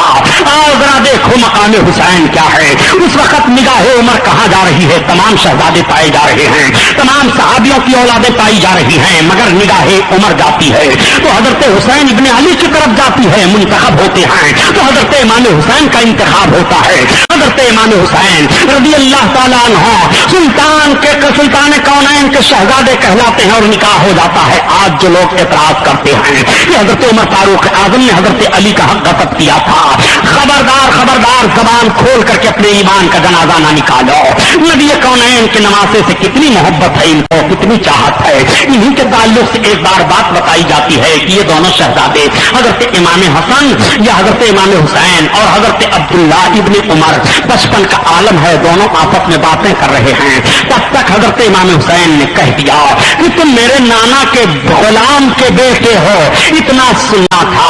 हजरत अब्दुल्ला इब्ने उमर जाकर के अपने बाप से कहते हैं, ए अब्बा हुजूर, आज हम लोग आपस में बात कर रहे थे, हुसैन इब्ने अली ने ऐसे कहा है कि तुम मेरे नाना के गुलाम के बेटे हो, इतना सुनना था। हजरत उमर फारूक आजम की आंखें डबडबा जाती हैं। आप तशरीफ लाते हैं और फरमाते हैं हाथ पकड़ करके, हुसैन इब्ने अली, इस जबान को और दोहरा दो। नबी कौनैन के सामने जब जबान दोहराई जा रही है तो इमाम हुसैन की पेशानी हजरत उमर इब्ने खत्ताब चूम लेते हैं, अर्ज करते हैं, या रसूल अल्लाह, अब तो गुलामी की सनद हमें मिल गई है, अब तो आपका गुलाम हमें करार दे दिया गया है। नवासे की बात कौन काटेगा जो नाना के सामने मचल जाए। अब उमर इब्ने खत्ताब को बख्शिश के लिए फिक्र नहीं है। मैं आपसे पूछना चाहता हूँ, अगर तो उमर जैसी शख्सियत हजरत इमाम हुसैन के इन अल्फाज के मुहताज दिखाई दे रहे हैं, हालांकि हजरत उमर फारूक आजम खलीफे दौम हैं, सारे मोमिनीन में नबियों रसूलों के बाद तीसरे नंबर पर मर्तबा हजरत उमर फारूक आजम का है, मगर नमाज़े रसूल से मोहब्बत तो देखो, नमाज़े रसूल से लगन तो देखो, नमाज़े रसूल के एहतराम को देखो, नमाज़े रसूल से किस तरह चाहत है ये जरा देखते चलो। आज इमाम हुसैन के नाम की महफिलों पर एतराज करने वालों और इमाम हुसैन को इस तरह से कह करके गुजर जाने वालों, अपने गरीबान में झांक करके देखो, हुसैन का नाम दीन है और दीन का नाम हुसैन है। इसीलिए तो सरकार गरीब नमाज पढ़वाते हैं कि शाहस्त हुसैन बादशाहस्त हुसैन, दीनस्त हुसैन दीन पनाहस्त हुसैन, हुसैन शाह हैं, हुसैन बादशाह हैं, हुसैन का नाम दीन है और दीन का नाम हुसैन है। मैं आपसे पूछना चाहता हूँ, हुसैन को समझना चाहते हो तो बड़े गरीब नमाज से समझो और फरमाते हैं शाहस्त हुसैन, सब हुसैन शाह हैं और जो शाह होता है वो गद्दार नहीं होता, जो शाह होता है वो वफादार होता है, जो शाह होता है वो दियानतदार होता है, जो शाह होता है वो सादिक होता है, जो शाह होता है वो पाकीज़ा माहौल लिए होता है, जो शाह होता है हर एतबार से शाह होता है। उसकी खलवत में भी शाहियत है, उसके जलवत में भी शाहियत है, उसके उठने बैठने में भी शाहियत है, उसके चलने फिरने में भी शाहियत है, उसके सोने जागने में भी शाहियत है। शाहस्त हुसैन बादशाहस्त हुसैन, हुसैन बादशाह हैं और बादशाह वही होता है जो बादशाह हो, इख्तियार हो और उसके पास किसी चीज की कमी नहीं हो, सल्तनतों का मालिक हो, उसी को बादशाह कहा जाएगा। किसी फकीर को बादशाह नहीं कहा जाता, किसी भिखमंगे को बादशाह नहीं कहा जाता, किसी मजबूर को बादशाह नहीं कहा जाता। बादशाह उसे कहा जाता है जिसके दरवाजे से भिखारियों की झोलियां भर रही हो, बादशाह उसे कहा जाता है जिसके दरवाजे से लोग अपनी जिंदगियों के तकमील की भीख मांग रहे हो, बादशाह उसे कहा जाता है जिसके दरवाजे पर रियाया हाजिर हो और जिसकी मातहती में रहे। शाहस्त हुसैन, हुसैन शाह हैं, बादशाहस्त हुसैन, हुसैन बादशाह हैं, दीनस्त हुसैन, हुसैन ही का नाम दीन है और दीन का नाम हुसैन है। जरा इस मिजाज को समझते चलिए कि हुसैन का नाम कैसे दीन है और दीन का नाम कैसे हुसैन है। इमाम हुसैन ने किस तरह से दीन को बचाया है और इमाम हुसैन ने किस तरह से फरमाया है कि दीन की हिफाजत कैसे की जाती है, इस नुक्ते पर ही गौर फरमाते हुए चलिए। दीनस्त हुसैन, हुसैन का नाम दीन है। अब अगर कोई हुसैन में खामी निकाल रहा है तो दीन में खामी निकाल रहा है, इमाम हुसैन को चैलेंज कर रहा है तो दीन को चैलेंज कर रहा है, इमाम हुसैन में कमी ढूंढ रहा है तो दीन में कमी ढूंढ रहा है, इमाम हुसैन में नक्स जो तलाश रहा है तो दीन में नक्स तलाश रहा है। आपसे पूछना चाहता हूं, दीनस्त हुसैन दीन पनाहस्त हुसैन, और हुसैन दीनदारों को पनाह देने वाले हैं। हुसैन ही की चौखट पर पनाह पाओगे, हुसैन ही की चौखट पर सुकून पाओगे। हुसैन का दरवाजा छोड़ने के बाद कोई दरवाजा नहीं है कि तुम मंजिल मकसूद हासिल कर सको। हुसैन ही का दरवाजा है जिस दरवाजे पर तुम्हारे जिंदगी के अरमानों की तकमील हो सकती है और तुम अपने जिंदगी की मुरादों को पा सकते हो। हुसैन का दरवाजा ऐसा है कि हुसैन के दरवाजे से कोई खाली नहीं गया है, हुसैन के दरवाजे से कोई महरूम नहीं गया है, हुसैन के दरवाजे से कोई भगाया नहीं गया है। खुदा की कसम, हुसैन के दादो तहिश को देखो तो तबीयत मचल जाती है। इमाम हुसैन बैठे हुए हैं, आपकी कनीज खाना लाती है और खाना लाने में उससे शोरबा गिर जाता है। حضرت امام حسین کی نگاہ غضب اٹھ جاتی ہے، تب تک اس نے پڑھ دیا آیت کریمہ کہ جو لوگ اپنے غصے کو پی جاتے ہیں اللہ تعالیٰ ان پر رحم فرماتا ہے. اس طرح کا مفہوم حضرت امام حسین رضی اللہ تعالیٰ عنہ نے فرمایا، جب میں نے تجھے آزاد کر دیا، جب میں نے تجھے چھوڑ دیا، معاف کر دیا. امام حسین رضی اللہ تعالیٰ عنہ کی بارگاہ میں ایک شاعر آیا اور اس نے قصیدہ کہنا شروع کر دیا. حضرت امام حسین کے پاس جتنا جو کچھ درہم و دینار تھا سب آپ نے دے دیا اسے. وہ خوش خوش ہو کر کے لوٹ جاتا ہے اور بہت مالدار ہو جاتا ہے. حضرت امام حسین اور حضرت امام حسن کی بارگاہ سے کوئی خالی نہیں جاتا تھا. حضرت امام حسن رضی اللہ تعالیٰ عنہ اپنے باپ حضرت علی رضی اللہ تعالیٰ عنہ کے بعد خلیفہ نامزد کیے گئے. آپ امیر المومنین کے عہدہ پر فائز ہوئے. 6 مہینہ تک آپ کی خلافت رہی. حضرت امیر ماویہ پہلے اسلامی بادشاہوں میں بادشاہ مانے گئے. اول ملوک اسلام حضرت امیر ماویہ ہیں. حضرت امیر ماویہ کا تدبر بڑا مضبوط تھا. حضرت امیر ماویہ کی فکر بڑی مضبوط تھی. حضرت امیر ماویہ کے فکر کو بتاؤں اور حضرت امیر ماویہ کے خلوص کو بتاؤں. جو لوگ امیر ماویہ کو برا بھلا کہتے ہیں اپنی زبانوں کو روکو. یہ صحابہ ہیں، ان کے آپسی اختلافات جو ہوئے ہیں وہ نفسانیت کی بنیاد پر نہیں ہوئے ہیں بلکہ دین کے فروغ کے لیے خطائے اجتہادی کہا جا سکتا ہے. وہ دین کے فروغ کا معاملہ ہر موڑ پر سوچا کرتے تھے. یہی حضرت امیر ماویہ ہیں. جب حضرت علی سے جنگ ہوئی تو ہرقل اعظم نے حضرت امیر ماویہ کے پاس قاصد بھیجا کہ جاؤ ماویہ ابن سفیان سے کہہ دو کہ اس وقت علی سے ان کی چھڑ گئی ہے. اگر انہیں فوج کی ضرورت ہو اور سامانوں کی ضرورت ہو تو ہم بھیجنے کے لیے تیار ہیں. جب یہ اطلاع ہرقل اعظم روم کے بادشاہ نے حضرت امیر ماویہ کو دی تو حضرت امیر ماویہ اپنی تلوار کو فضا میں بلند کرتے ہیں اور کہتے ہیں اگر قاصد کو مارنا جائز ہوتا تو ابھی میں تیری گردن اسی تلوار سے اڑا دیتا. یہ ہمارے آپسی اختلافات ہیں. وہ کہتا ہے ہمیں مدد دینے کے لیے اپنی فوج کا رخ حضرت امیر ماویہ نے اسی وقت پھیر دیا تھا قسطنطنیہ کی طرف. ہرقل اعظم سے ہم لڑنے کے لیے تیار ہیں. ہم اپنے آپسی معاملات میں کسی کو دخل دینے کا حصہ نہیں دے رہے ہیں. یہ حضرت امیر ماویہ نے حضرت علی سے جب جنگ ہوئی تھی تو ہرقل اعظم روم کے بادشاہ کو للکار کر کے کہا تھا یہ صحابی ہیں، ان کے دل میں خلوص ہے. یہ صحابی ہیں، ان کی نیتیں اچھی ہیں. یہ صحابی ہیں، دین کا فروغ ان کے اندر سوچنے کا معاملہ ہے. حضرت امیر ماویہ کی صلح حضرت امام حسن سے ہو جاتی ہے. اب حضرت امیر ماویہ خلافت اسلامیہ کا باغ ڈور سنبھال لیتے ہیں اور معاملہ آگے بڑھتا چلا جا رہا ہے. حضرت امام حسن رضی اللہ تعالیٰ عنہ کی شہادت کیسے ہوئی؟ 2 باتیں پائی جا رہی ہیں. کسی نے تو لکھ دیا کتاب میں کہ جادہ بنت اشعث حضرت امام حسن کی بیوی تھی جو اس نے زہر دے دیا تھا یزید کے ورغلانے پر، لیکن یہ بات سمجھ میں نہیں آتی ہے. مورخین کا اس میں اختلاف ہو گیا ہے. چنانچہ جب آپ کو زہر دیا گیا تو حضرت امام حسین آپ کے سامنے آتے ہیں اور آنے کے بعد کہتے ہیں اے بھائی میں آپ سے پوچھنا چاہتا ہوں، مجھے بتائیے آپ اپنے قاتل کو کس نے آپ کو زہر دے دیا ہے؟ تو حضرت امام حسن فرماتے ہیں حسین کیا کرو گے اس کو؟ آپ فرماتے ہیں میں اسے قتل کروں گا. حضرت امام حسن فرماتے ہیں حسین اس کو چھوڑ دو. جس کے تعلق سے میرا خیال ہے کہ اس نے مجھ کو زہر دیا ہے، اگر اسی نے دیا ہے تو بدلہ لینے والا رب بہت مضبوط ہے، اور اگر میں بتا دوں اور میرا خیال غلط ہو جائے تو میں نہیں چاہتا کہ میرے شک کی بنیاد پر کسی کا قتل ہو. چنانچہ حضرت امام حسن نے اپنے قاتل کو نہیں بتایا.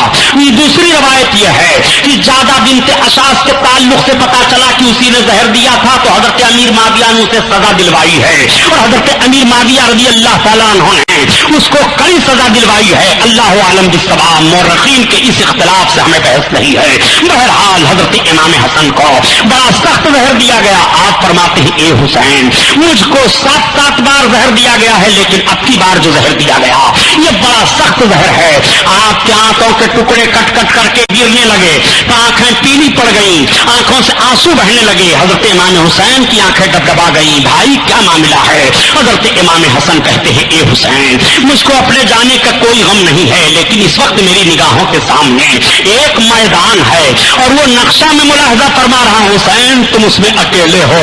حسین تم پر تیروں کی بارش ہو رہی ہے. حسین تم پر دشمنوں کی الغار ہو رہی ہے. اے حسین اگر اس وقت میں ہوتا تو ایک بھائی بھائی کے لیے کس طرح سے ساتھ دیتا میں تمہارے لیے منظر دیکھ رہا ہوں. اے حسین تمہاری یہ پریشانی مجھے ستا رہی ہے. جانے والا بھائی دنیا سے جا رہا ہے. امام حسین کے لیے یہ معاملہ کب پیش آئے گا آج ہی خبر دی جا رہی ہے, آج ہی میدان کا نقشہ بتایا جا رہا ہے. اے امام حسین کی شہادت کو افواہ پھیلانے والوں اور امام حسین کی شہادت کو وقتی شہادت کہلانے والوں, یہی امام حسین کے باپ حضرت علی کائنات ہیں. جب جنگ سفین میں آپ تشریف لے گئے تو آپ نے میدان کو دیکھتے ہوئے کہا یہ وہی میدان ہے جس میدان میں میرے بیٹے کے گھوڑے باندھے جائیں گے, میرے بیٹے کے خیمے یہاں لگیں گے, میرے بیٹے کے اونٹ یہاں ہوں گے, میرا بیٹا یہاں شہید کیا جائے گا. مولا کائنات نے بھی اس زمین کو دیکھ لیا تھا. نبی کونین صلی اللہ تعالی علیہ وسلم کو تو شہادت حسین کی مٹی بھی دکھائی گئی تھی. فرشتہ لے کر کے مٹی پہنچ جاتا ہے, یا رسول اللہ یہ وہ مٹی ہے جس مٹی پر آپ کا نمازہ شہید کیا جائے گا. اللہ کے حبیب نے اس مٹی کو اپنی بیوی ام سلمہ کو دے دیا تھا. حضرت ام سلمہ فرماتی ہیں کہ میں نے رسول اللہ صلی اللہ علیہ وسلم کے دست پاک سے اس مٹی کو لے کر کے رکھ لیا تھا شیشی میں, اور جب شہادت حسین کا دن جمعہ کا آیا ادھر ادھر سے کچھ ایسی شبہیں پیدا ہوئی کہ غالباً حسین شہید کر دیے گئے, تو میں نے شیشی اٹھائی, وہ شیشی خون سے بھر گئی تھی. میں بیٹھ کر کے رونے لگی. لوگوں نے پوچھنا شروع کیا ام سلمہ کیوں رو رہی ہو؟ میں نے کہا حسین ابن علی شہید کر دیے گئے. یہ میرے پاس نشانی ہے جو اللہ کے رسول نے دی تھی کہ مٹی خون بن جائے گی. یہ مٹی خون بن گئی ہے. حسین اب دنیا میں نہیں رہے, حسین اب شہید ہو گئے. امام حسین کی شہادت مسلمانوں وقتی شہادت کہی ہے. امام حسین کی شہادت ان کی ولادت ہی سے مشہور ہے. حسین کے شہادت کی خبر نانا دے رہے ہیں, حسین کے شہادت کی خبر باپ دے رہے ہیں, حسین کے شہادت کی خبر ماں دے رہی ہیں. ان دونوں بھائیوں کی شہادت سری ایک کی ہے اور ایک کی شہادت جہری ہے. حضرت امام حسن کی شہادت سری ہے. نبی کونین صلی اللہ تعالی علیہ وسلم کے نماز سے بھی شہید ہوئے, زہر سے آپ کو شہید کیا گیا. حضرت امام حسن شہید ہو گئے. حضرت امام حسین ہیں. حضرت امیر معاویہ کا دور خلافت ہے. حضرت امیر معاویہ اپنے دور خلافت میں اسلامی کارنامے بڑے اچھے انجام دیتے ہیں. حضرت امیر معاویہ کو بھی خلیفہ حضرت امام حسین نے تسلیم کر لیا تھا. بڑا فروغ پاتا ہے اسلامی ماحول حضرت امیر معاویہ کے دور میں. حضرت امیر معاویہ رضی اللہ تعالی عنہ کی انتقال کا بھی معاملہ دو سبب بتایا جاتا ہے. ایک سبب تو یہ بتایا جاتا ہے کہ حضرت امیر معاویہ رضی اللہ تعالی عنہ لقوے کی بیماری میں مبتلا ہو گئے تھے, اس سبب سے آپ کا انتقال ہوا. اللہ کے رسول صلی اللہ تعالی علیہ وسلم کے کاتب وحی تھے یہ حضرت امیر معاویہ.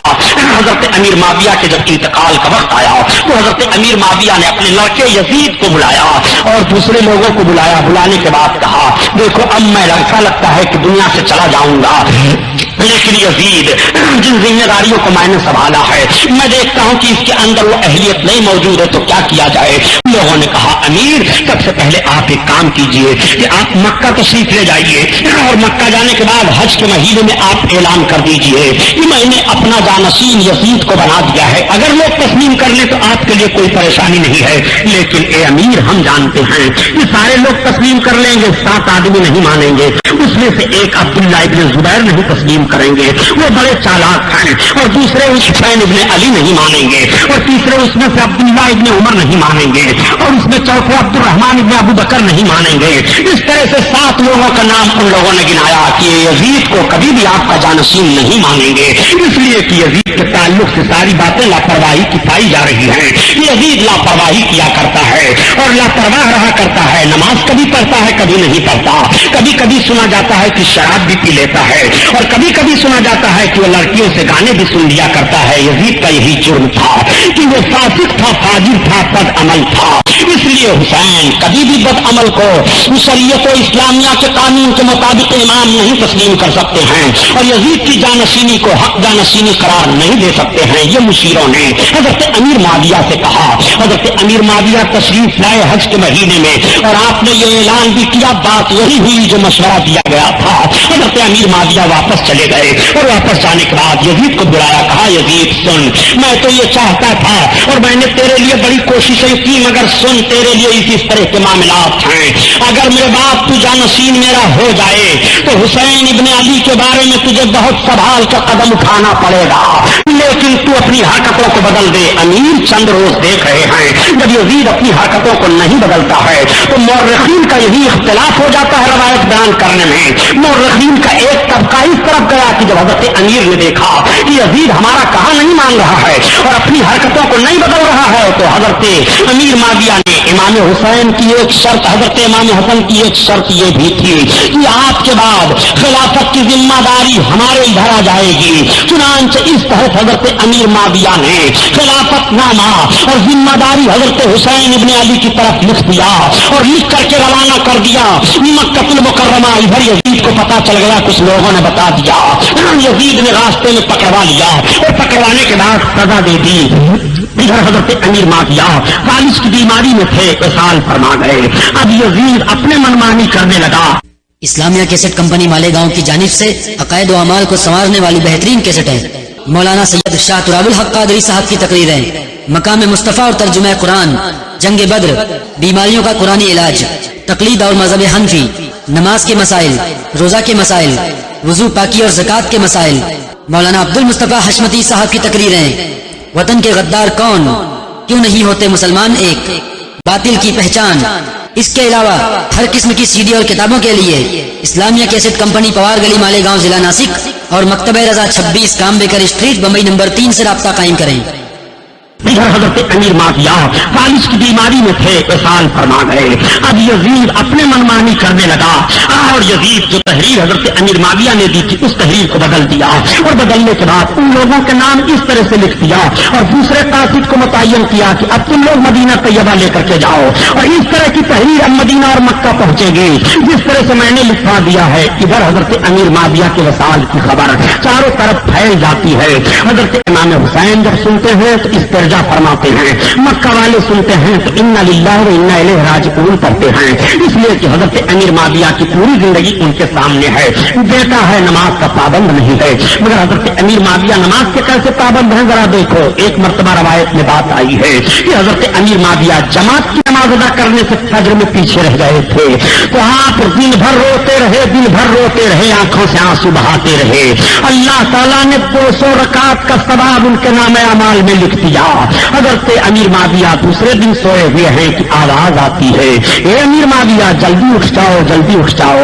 آپ کہتے ہیں کون ہے مجھے جگانے والا؟ آواز آتی ہے میں ابلیس ہوں. آپ نے فرمایا شیطان ملعون, تیرا کام نماز کے لیے جگانا. اس نے کہا اے امیر معاملہ یہ ہے کہ کل آپ سو گئے تھے, جماعت ترک ہو گئی تھی تو آپ رب کی بارگاہ میں اتنا روئے آہوزاری کیے کہ 200 رکعت نماز کا ثواب آپ کے نام عمل میں لکھ دیا گیا. اور اے امیر اس لیے میں نے آج آپ کو بیدار کر دیا تاکہ آپ 2 ہی رکعت کا ثواب پائیں, آپ کا ثواب نہ بڑھنے پائے. حضرت امیر معاویہ نے لا حول ولا قوت الا باللہ پڑھا, شیطان بھاگ گیا. وہ حضرت امیر معاویہ ہیں. آپ وصیت فرماتے ہیں یہ لوگوں سنو, میرے پاس رسول اللہ کے بال شریف ہیں اور میرے پاس اللہ کے حبیب کا تہبند ہے اور میرے پاس سرکار کی ایک چادر ہے. مجھے اسی چادر تہبند میں کفن دینا اور میرے آقا صلی اللہ علیہ وسلم کے مقدس بالوں کو میری آنکھوں پر رکھ دینا اور میرے سرکار کے ناخن مبارک میرے پاس میرے منہ پر رکھ دینا اور مجھے قبر میں ارحم الراحمین کے حوالے کر دینا. جو امیر نبی کونین کے جسم سے لگے ہوئے کپڑے کا اتنا احترام کریں, جو امیر نبی کونین کے ناخن اقدس کو اپنے منہ پر رکھیں, وہ امیر حسین ابن علی کے تعلق سے غلط نہیں سوچیں گے. یہ یزید کا اپنا کارنامہ ہے جو اپنے مفاد کے لیے اس نے باپ کے تقدس کو خون کر دیا ہے, جس نے اپنے مفاد کے لیے نماز رسول سے جنگ کی ہے, جس نے اپنی دنیاوی زندگی بنانے کے لیے بدامانیوں کے ماحول میں امام حسین سے لڑا ہے. یزید اپنا ذمہ دار ہے حضرت امیر معاویہ پر. یزید کے تمام کارناموں کی کوئی ذمہ داری نہیں آتی ہے. باپ کا معاملہ الگ ہے اور بیٹے کا معاملہ الگ ہے. پیارے یہ مشیت الہی ہے. یہ حضرت امیر معاویہ رسول اللہ کے شہدائی ہیں اور یزید نماز رسول کا اتنا بڑا گستاخ ہے. عمرو ابن سعد رسول کائنات کے نواسے کا دشمن ہے, لیکن یہی حضرت سعد بن وقاص رسول اللہ کے شہدائی ہیں. باپ ابو جہل سرکار کا دشمن ہے، مگر ابو جہل کے لڑکے حضرت اکرمہ کس طرح سے شاید آئی ہیں، اور خالد بن ولید کس طرح سے سرکار کے شاید آئی ہیں، اور حضرت خالد کا باپ ولید بن مغیرہ کتنا بڑا سرکار کا دشمن ہے۔ ذرا مشیت الہی دیکھتے چلیے، باپ کی قسمت کا معاملہ اور ہے اور بیٹے کی قسمت کا معاملہ اور ہے، باپ کی قسمت کا معاملہ اور ہے اور بیٹے کا معاملہ اور ہے، دونوں دیکھتے چلیے، بیٹا جہنمی ہے تو باپ جنتی ہے اور باپ جنتی ہے تو بیٹا جہنمی ہے، یہ مشیت الہی ہے، مشیت الہی سے ٹکرایا نہیں جا سکتا ہے۔ یزید کے کسی کارنامے کی ذمہ داری حضرت امیر معاویہ پر نہیں آ سکتی ہے، حضرت امیر معاویہ عادل ہیں، فقیہ ہیں، صحابی ہیں۔ حضرت امیر معاویہ نے حضرت امام حسین کو ستانے کے لیے معاذ اللہ کبھی مشورہ یزید کو نہیں دیا، بلکہ تحریر میں آج بھی مورخین اتنی بات لاتے ہیں کہ جب جب حضرت امام حسین کی بات آتی تھی تو امیر معاویہ کہا کرتے تھے، اے یزید تجھے حسین ابن علی کے تعلق سے بہت سوچ سمجھ کر قدم اٹھانا پڑے گا، اس لیے کہ وہ نواسے رسول اللہ ہیں، وہ علی کے جگر گوشے ہیں، وہ فاطمہ زہرا کے جگر کے ٹکڑے ہیں۔ حسین کے تعلق سے امیر معاویہ نے بھی تو سنا تھا نبی کا فرمان کہ حسن حسین جنتی جوانوں کے سردار ہیں۔ حضرت امیر معاویہ نے بھی تو اپنی آنکھوں سے دیکھا تھا امام حسن حسین کی محبت کو۔ امیر معاویہ کیسے نہیں سمجھ رہے ہیں؟ امیر معاویہ کے سامنے بھی تو آیت کریمہ ہے، قل لا اسألکم علیہ اجرا الا المودۃ فی القربى، اے محبوب تم فرما دو کہ خدمت دین پر میں تم سے کوئی اجر نہیں مانگتا مگر قرابت داروں کی محبت مانگتا ہوں۔ پیارے محبت کی دنیا عجیب ہوا کرتی ہے، امام حسین سے محبت کرو تو تمہاری زندگی کا نقشہ بدل جائے گا، امام حسین سے محبت رکھو تو تمہیں توبہ کی توفیق مل جائے گی، امام حسین سے محبت رکھو۔ نبی کونین فرماتے ہیں امام حسین اور حسن سے محبت رکھنے والا بلا توبہ کے نہیں مرے گا۔ آقا ارشاد فرماتے ہیں کہ حسن حسین سے جو محبت رکھے گا جب مرے گا تو مومن ہو کر کے مرے گا۔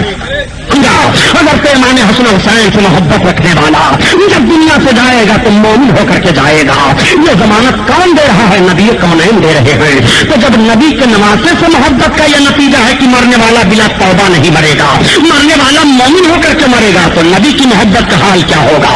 نبی کونین سے الفت کا حال کیا ہوگا؟ ذرا دیکھو۔ ارے پیارے، حسین کی محبت تمہیں جہنم میں جانے سے بچا لے گی۔ حسین کا چاہنے والا جہنم میں نہیں چلے گا، حسین کا چاہنے والا بھوکا نہیں رہے گا، حسین کا چاہنے والا مفلوق الحال نہیں رہے گا، امام حسین کا چاہنے والا مفلس قلاش نہیں رہے گا۔ حسین کے مقام و مرتبہ کو دیکھنا ہو تو آؤ اس انداز سے دیکھو کہ ان کی نسبت رسول اللہ سے ہے، اور رسول کونین صلی اللہ علیہ وسلم کو جس چیز سے نسبت ہو جائے وہ چیز کیسی ہو جایا کرتی ہے۔ روایت سنانا مقصد نہیں ہے، بلکہ ایک بات ذہن و فکر میں اتارنا چاہتا ہوں، اس کو آپ دیکھ لو۔ اللہ کے حبیب صلی اللہ تعالیٰ علیہ وسلم کے ایک صحابی حضرت انس بن مالک رضی اللہ تعالیٰ عنہ ہیں۔ حضرت انس بن مالک رضی اللہ تعالیٰ عنہ نے ایک مرتبہ اللہ کے حبیب صلی اللہ علیہ وسلم کی دعوت دی، اور جب حضرت انس بن مالک کے گھر میرے سرکار دعوت کھانے کے لیے تشریف لے گئے تو حضرت انس بن مالک ایک میلا کچیلا دسترخوان کھاتے ہیں، اور کھانے کے بعد اپنی کنیز کو دے دیا، کہا لے جاؤ اس دسترخوان کو آگ میں ڈال دو۔ لے جا کر کے کنیز نے دسترخوان کو آگ میں ڈال دیا۔ آپ بتاؤ ذرا، کپڑے کو آگ کھا جاتی ہے کہ نہیں؟ آگ میں کپڑے کو ڈالا جائے تو کپڑا جلے گا کہ نہیں؟ آج اتنی ترقی سائنس والوں نے کر لی ہے، لیکن کیا کوئی ایسی دوا تیار ہوئی ہے کہ سوٹ کے کپڑے میں لگا دے تو آگ نہ جلائے؟ نہیں، کپڑا ہے، آگ میں ڈال دیا جائے تو کپڑا چاہے پگھل جائے گا اگر ایسی دوا لگی ہوئی ہے، یا تو کپڑا جل جائے گا۔ بہرحال آگ اپنا اثر دکھا دیتی ہے۔ نبی کونین کے صحابی حضرت انس بن مالک رضی اللہ تعالیٰ عنہ اپنی کنیز سے کہتے ہیں لے جاؤ جلتے ہوئے تندور میں اس کو ڈال دو۔ تندور میں وہ کنیز دسترخوان کو ڈال دیتی ہے، تھوڑی دیر کے بعد جب اس کپڑے کو نکالتی ہے تو کپڑا جلا نہیں ہے بلکہ صاف شفاف چمک رہا ہے۔ لوگوں نے دسترخوان پر کھانا کھانا شروع کر دیا۔ حضرت انس بن مالک سے لوگوں نے پوچھا ہے انس بن مالک کہ تم نے کیسا کپڑا بچھا دیا ہے دسترخوان کے لیے؟ اس کپڑے پر میل تھی، میل صابن سے اور پانی سے دھلتے ہیں، لیکن تم نے اس کپڑے کو آگ سے کیسے دھل دیا؟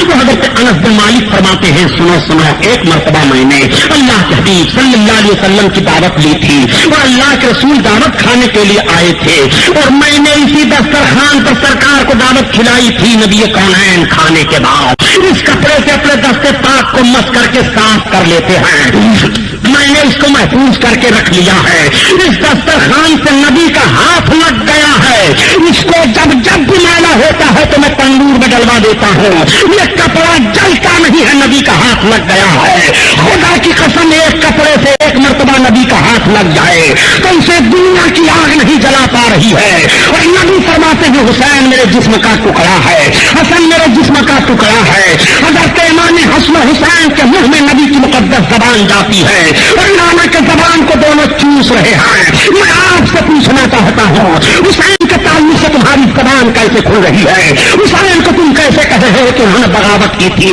خدا کی قسم امام حسین نے بغاوت نہیں کی تھی. اسلام کے چہرے پر فسق و فجور سے جو کالک لگائی جا رہی تھی حسین نے اپنے خون سے دھو دیا تھا. اسلام کا چہرہ جو مسخ کیا جا رہا تھا حسین نے اس کو اپنے خون کی رنگینی سے صاف کر دیا تھا اور قیامت تک کے لوگوں کے لیے پیغام نشر ہو گیا تھا کہ قتل حسین اصل میں مرگ یزید ہے. اسلام زندہ ہوتا ہے ہر کربلا کے بعد. اسلام کی رونق دیکھنا چاہتے ہو حسین میں دیکھ لو, اسلام کی بہار دیکھنا چاہتے ہو حسین میں دیکھ لو, اسلام کی آبرو دیکھنا چاہتے ہو اسلام میں حسین میں دیکھ لو, اسلام کی عزت دیکھنا چاہتے ہو حسین میں دیکھ لو. حسین نے اسلام کے وقار کو اپنی شہادت سے بچایا ہے اور نانا جان کی انگلی چوسی تھی حسین نے, نانا کی انگلی کی آبرو رکھی ہے, نانا کی زبان امام حسین کے منہ میں ہے, اس لیے نانا کی زبان کی پاسداری ہو رہی ہے. وہ نانا کی زبان ہے خدا کی قسم کہ مصطفیٰ کی زبان رب کی زبان ہے. رب تعالیٰ اپنے محبوب کے لسان کو اپنا محبوب فرما رہا, اپنا لسان فرما رہا ہے. تبھی تو اعلیٰ حضرت عظیم البرکت فرماتے ہیں کہ وہ زبان جس کو سب ان کی کنجی کا ہے, وہ زبان جس کو سب ان کی کنجی کا ہے, اس کی نافذ حکومت پہ لاکھوں سلام, لاکھوں سلام.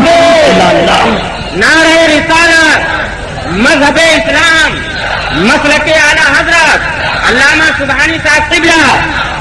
آپ آئیے ذرا دیکھیے حضرت امام حسین کے تعلق سے اسی لیے تو سرکار غریب نواز کی طرف اس شعر کی نسبت کی جا رہی ہے. سرداب نداب دست در دست یزید, سر دے دیا ہاتھ نہ یزید کے ہاتھ میں دیا. آخر سر دینے کا مطلب کیا ہوتا ہے, ہاتھ نہ دینے کا مطلب کیا ہوتا ہے؟ امام حسین سے مطالبہ یہی تو تھا کہ حسین تم اپنا ہاتھ میرے ہاتھ پر رکھ دو. امام حسین وہ ہاتھ کیسے یزید کے ہاتھ پر رکھ دیتے؟ اس کا ہاتھ ناپاک ہاتھ ہے, اس کا ہاتھ صحیح ہاتھ نہیں ہے. امام حسین کا وہ ہاتھ ہے جو نانا کے ہاتھ میں رہا ہے اور نانا سے امام حسین نے بچپن میں بہت سارے وعدے کیے ہیں. اس وعدے کو ضرور نبھانا ہے. وہ ہاتھ کیسے دے دیتے؟ تبھی تو کہا تھا یزید میں ہاتھ نہیں دے سکتا ہوں. سرداب نداب دست در دست یزید, سر دے دیا لیکن یزید کے ہاتھ میں ہاتھ نہ دیا. حقا کی بنائے لا الہ الا حسین اس لیے کی حضرت امام حسین لا الہ الا اللہ کی بنیاد ہیں. حضرت امام حسین دین ہیں, دینداروں کو پناہ دینے والے ہیں. امام حسین شاہ ہیں, بادشاہ ہیں. حسین کو سمجھنا سب کے بس کی بات نہیں ہے. حسین کو سمجھنا ہے تو قرآن سے سمجھو اور قرآن کو سمجھنا ہے تو امام حسین سے سمجھو. نانا کی تحریک اور نانا کے مشن کو سمجھنا ہے تو امام حسین سے سمجھنا پڑے گا. تعجب کا مقام ہوتا ہے پیارے, یہ امام حسین پر تم صلاۃ نبی کے وسیلے سے بھیج رہے ہو اور امام حسین پر اعتراض بھی کر رہے ہو. رسول اللہ صلی اللہ علیہ وسلم کو اپنے ان نواسوں سے بہت پیار ہے. تبھی تو آقا ارشاد فرماتے ہیں کہ جو ان سے بغض رکھے گا اس سے میری لڑائی ہے.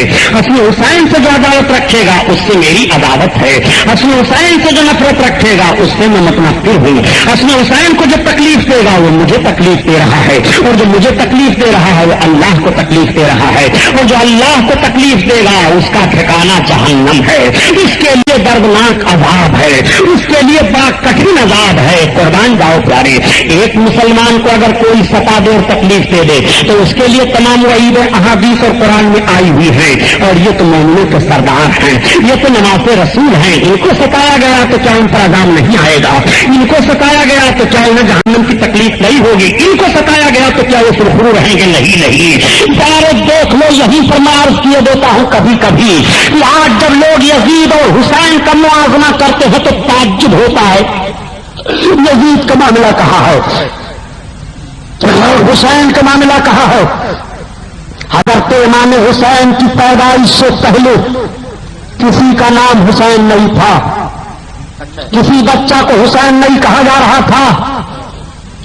اور یزید سے پہلے تمام لوگوں کے نام یزید تھے. لیکن یہی آپ ذرا فرق دیکھو, اور ساری دنیا کے انسانوں کے مزاج کو دیکھو، چاہے وہ کلمہ پڑھنے والا ہو یا غیر کلمہ پڑھنے والا ہو، اسلام کا مخالف ہو، اسلام کا موافق ہو، پوری دنیا کی تاریخ چھان ڈالو کہ جب سے واقعہ کربلا ہوا ہے دنیا کے کسی گوشہ میں کسی نے بھی اپنے بچے کا نام یزید رکھا ہو؟ میں آپ سے پوچھتا ہوں، تاریخ کا کوئی حوالہ دو کہ کسی نے اپنے بچے کا نام یزید رکھا ہو جب سے واقعہ کربلا ہوا؟ یزید کی حمایت میں بولنے والے اپنی زبان کو سنبھالو۔ اگر تمہیں بہت پیار ہے یزید سے تو کل جب تمہارے گھر بچہ پیدا ہو تو اپنے بچے کا نام یزید رکھ دو، محلے کے لوگ تھوک دیں گے تمہارے منہ پر کہ تمہیں یہی نام ملا تھا رکھنے کے لیے۔ آخر کیوں یزید کے نام پر بچے کا نام نہیں رکھا جاتا؟ کیوں یزید کے نام سے نفرت کی جاتی ہے؟ نہ تم سب نے ہمیں دیتے نہ یوں فریاد ہم کرتے، نہ کھلتے راگے سربستہ نہ یوں رسوائیاں ہوتی۔ اس لیے یزید کے نام پر یزید کوئی نہیں رکھ رہا ہے اپنے بچے کا نام کہ سب کو معلوم ہے کہ کربلا کی سرزمین پر نماز رسول پر جو کچھ ظلم و ستم ہوا تھا وہ سب یزید کے اشارے اور حکم سے ہوا تھا۔ یزید دنیا کا اتنا فاسق و فاجر و ظالم انسان ہے، اتنا کسی نے ظلم کسی نبی کے نواسے پر نہیں کیا ہے جتنا یزید نے کیا ہے۔ اس لیے کوئی بھی دنیا کا انسان یزید کے نام سے ہمدردی نہیں رکھ رہا ہے۔ جب یزید کے نام سے ہمدردی نہیں ہے تو اس کے کام سے کیا ہمدردی ہوگی؟ خام خواہ کے لیے یزید نوازو، تم یزید کی حمایت کر رہے ہو۔ یزید سے اگر تمہیں بڑی محبت ہے تو اپنے بچوں کا نام یزید رکھا کرو، فوراً اہل حق پہچان لیا کریں گے یزیدی تم ہو، حسینی ہم ہیں۔ یزید کی حمایت تم کرتے ہو، تمہارا حشر یزید کے ساتھ ہو۔ امام حسین کا نام ہم لیتے ہیں، ہمارا حشر امام حسین کے ساتھ ہو۔ بس یہی سے ہمارا تمہارا فیصلہ ہو جائے گا۔ جھگڑا کرنے کی ضرورت نہیں ہے اور خام خواہ بحث کرنے کی ضرورت نہیں ہے۔ تبھی تو کہہ دیا کہ انسان کو بیدار تو ہو لینے دو، ہر قوم پکارے گی ہمارے ہیں حسین۔ کون نہیں کہتا ہے کہ حسین ہمارے ہیں؟ کون نہیں بولتا ہے کہ حسین ہمارے ہیں؟ کون نہیں سنتا ہے کہ حسین ہمارے ہیں؟ خدا کی قسم کل بھی حسین ہمارے تھے، آج بھی حسین ہمارے ہیں۔ کل بھی حسین ہمارے کام آ رہے تھے، آج بھی ہمارے کام آ رہے ہیں۔ حسین کے نام کی برکت تو یہ ہے پیارے، اور ایک حدیث کی روشنی میں سمجھاتا چلوں، واقعہ سنانا مقصد نہیں ہے بلکہ جو بات تقریب فہم پر لا رہا ہوں اس کو سمجھو۔ نبی کونین صلی اللہ تعالیٰ علیہ وسلم ایک حدیث بیان فرماتے ہیں کہ جب قیامت کا دن ہوگا تو ایک ایسا گنہگار رب کی بارگاہ میں لایا جائے گا کہ اپنے گناہوں کی بنیاد پر وہ جہنم کا حقدار ہوگا۔ جب رب کا حکم ہوگا کہ اس کو جہنم کی طرف لے جاؤ تو فوراً وہ جہنم کی طرف بھاگے گا۔ رب تعالیٰ کا ارشاد ہوگا جبریل اس کو روکو، روک لیا جائے گا، اس سے پوچھو کہ اس کا نام کیا ہے، کیا اس کا نام کسی عالم دین کے نام پر ہے کہ اسے بخش دیا جائے؟ تو یقول لا، تو وہ کہے گا نہیں۔ حضرت جبریل سے رب فرمائے گا پھر اس کو روکو، وہ جہنم کی طرف جانے لگے گا، پھر اسے روک لیا جائے گا، اچھا اس سے پوچھو کیا اس کا مکان کسی عالم کے مکان کے بغل میں تھا تو اسے بخش دوں؟ فیقول لا، تو وہ کہے گا نہیں۔ اب پھر وہ جہنم کی طرف بڑھے گا، تب تک رب تعالیٰ فرمائے گا فرشتے سے روک لو اس میرے بندے کو، اچھا اس سے پوچھو کیا کسی کے عالم کے دسترخوان پر کھانا کھایا تھا تو اس کی مغفرت کر دی جائے؟ فیقول لا، تو وہ کہے گا نہیں۔ رب تعالیٰ پھر ارشاد فرمائے گا اچھا اس سے پوچھو کیا اس کا نام کسی عالم کے نام پر تھا تو بخش دیا جائے؟ اب ذرا رب کی بخشش اور مشیت ملاحظہ کرو، رب تعالیٰ اپنے بخشش اور اپنے کرم اور اپنے فضل کا ہیلا کس طرح سے مرتب فرما رہا ہے۔ اگر یہ میرے بندے کا نام کسی عالم دین کے نام پر ہو تو بخش دیا جائے، حالانکہ رب جانتا ہے مگر اس کی مشیت ذرا دیکھو، رب تعالیٰ بخشنے کا انداز کیا اپنے بندوں کو عطا کر رہا ہے، ذرا ملاحظہ کرو۔ یہی سے میں عرض کرتا ہوں پیارے، اگر ایسے گناہگاروں کی مغفرت عالم دین کے نام پر نام ہو تو بخشش ہو رہی ہے، تو جس کا نام امام حسین کے نام پر ہوگا بخشش کیوں نہیں ہوگی؟ جس کا نام امام حسین کے نام پر ہوگا مغفرت کا حقدار کیوں نہیں ہوگا؟ جس کا نام حسین کے نام پر ہوگا وہ کیوں نہیں بھلائیاں سمیٹے گا؟ صحیح فرمایا نبی کونین نے کہ حسین سے محبت رکھنے والا جب تک توبہ نصیب نہ ہو جائے مرے گا نہیں، وہ مرے گا تو مومن ہو کر مرے گا۔ اور جنت میں داخل ہوگا، نبی کونین ضمانت دے رہے ہیں۔ اس طرح نام کی برکت ہوتی ہے۔ آج آپ ذرا دیکھو، یزید نام کا دنیا میں کوئی انسان نہیں ملے گا۔ جب سے واقعہ کربلا رونما ہوا ہے، تمام قسم کے یزیدی ذہن و فکر رکھنے والے تو ہیں، مگر وہ بھی اتنی جرات نہیں کر سکتے ہیں کہ میں اپنا نام یزید رکھ لوں، یا اپنا تخلصی یزید کر لوں، یا اپنے محلے کا نام ہی یزید نگر رکھ لوں، یا اپنے ضلع کا نام ہی یزید نگر رکھ لوں۔ نہ تو زمین کی طرف نسبت کی جا رہی ہے، نہ محلہ کوئی بنایا جا رہا ہے، نہ تو بچوں کا نام رکھا جا رہا ہے جس یزید سے نفرت رب تعالیٰ نے اپنے بندوں کے دل میں اتنی ڈال دی ہے کہ ٹھیک ہے، اچھا تم اپنے بچوں کا نام نہ یزید رکھنا مگر یزید نگر نام رکھ دو۔ یزید نگر کوئی شہر تم دنیا میں نہیں دکھا سکتے ہو، کوئی محلہ نہیں دکھا سکتے ہو۔ جغرافیہ ہندوستان کا پلٹ کر دیکھ ڈالو، جس بھارت میں آزاد ہوئی سی بھارت کو دیکھ ڈالو، اس بھارت میں بھی کوئی محلہ نہیں ملے گا جو یزید کے نام پر پایا جا رہا ہو۔ دیو کے نام پر تو شہر پایا گیا مگر یزید کے نام پر نہیں پایا جا رہا ہے۔ دیو بند تو موجود ہے مگر یزید بند کبھی نہیں دیکھو گے۔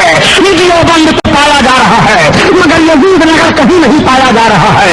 یزید اتنے منحوس انسان کا نام ہے کہ نہ اس کی نسبت زمین کی طرف کی جا رہی ہے، نہ کسی شہر کی طرف کی جا رہی ہے، نہ کسی ضلع کی طرف کی جا رہی ہے، نہ کسی صوبے کی طرف کی جا رہی ہے، نہ کسی ملک کی طرف کی جا رہی ہے، نہ انسانوں کی طرف کی جا رہی ہے، نہ جانوروں کی طرف کی جا رہی ہے، نہ پرندوں کی طرف کی جا رہی ہے۔ لوگوں نے دشمنی میں یا محبت میں اپنے کتوں کا نام ہٹلر کو ضرور رکھ دیا ہے، اپنے کتے کا نام کسی نہ کسی کے نام پر عداوت یا محبت میں تو ضرور رکھ دیا ہے، مگر دنیا کا کوئی انسان اپنے کتے کو یزید بھی نہیں کہہ رہا ہے، اپنے دروازے پر رہنے والے کتے کو یزید کہنا گوارا نہیں کرتا۔ یزید اتنے بڑے منحوس انسان کا نام ہے۔ یزید کی نسبت نہ جانوروں کی طرف کی جا رہی ہے، نہ پرندوں کی طرف کی جا رہی ہے، نہ انسانوں کی طرف کی جا رہی ہے۔ یزید کی نسبت حسین سے کیا ہے؟ اور امام حسین کے نام کی کرامت دیکھو، کوئی غلام حسین پایا جا رہا ہے، کوئی احمد حسین پایا جا رہا ہے، کوئی سرور حسین پایا جا رہا ہے، کوئی محمد حسین پایا جا رہا ہے، کوئی حسین بخش پایا جا رہا ہے۔ حسین کا نام جہاں دیکھو وہی لیا جا رہا ہے۔ حسین نگر پایا جا رہا ہے، حسین گنج پایا جا رہا ہے، حسین آباد پایا جا رہا ہے۔ حسین کی نسبت زمین کی طرف بھی ہو رہی ہے، انسانوں کی طرف بھی ہو رہی ہے، جانوروں کی طرف بھی ہو رہی ہے۔ امام حسین سے اپنی نسبت جوڑنے کے لیے ہندوستان ہی نہیں بلکہ دنیا کا ذرہ ذرہ محتاج ہے حسین کے نام کا۔ ہماری نسبت حسین کی طرف ہو جائے تو عروج ہمیں مل جائے۔ زمین بول رہی ہے ہماری نسبت حسین کی طرف ہو جائے تو ہماری عزت بڑھ جائے۔ محلہ بول رہا ہے کہ ہماری نسبت حسین کی طرف ہو جائے تو عزت بڑھ جائے۔ انسان بول رہا ہے کہ ہماری نسبت حسین کی طرف ہو جائے تو ہماری عزت بڑھ جائے۔ انسان کو بیدار تو ہو لینے دو، اور قوم پکارے گی ہمارے ہیں حسین۔ قتل حسین اصل میں مرگ یزید ہے، اور اسلام زندہ ہوتا ہے ہر کربلا کے بعد۔ اسلام کو زندگی حسین نے دی ہے، اسلام کو وقار حسین نے دیا ہے۔ آج دنیا میں نہ حسین نام کے لوگوں کی کمی ہے، نہ حسینیوں کی کمی ہے۔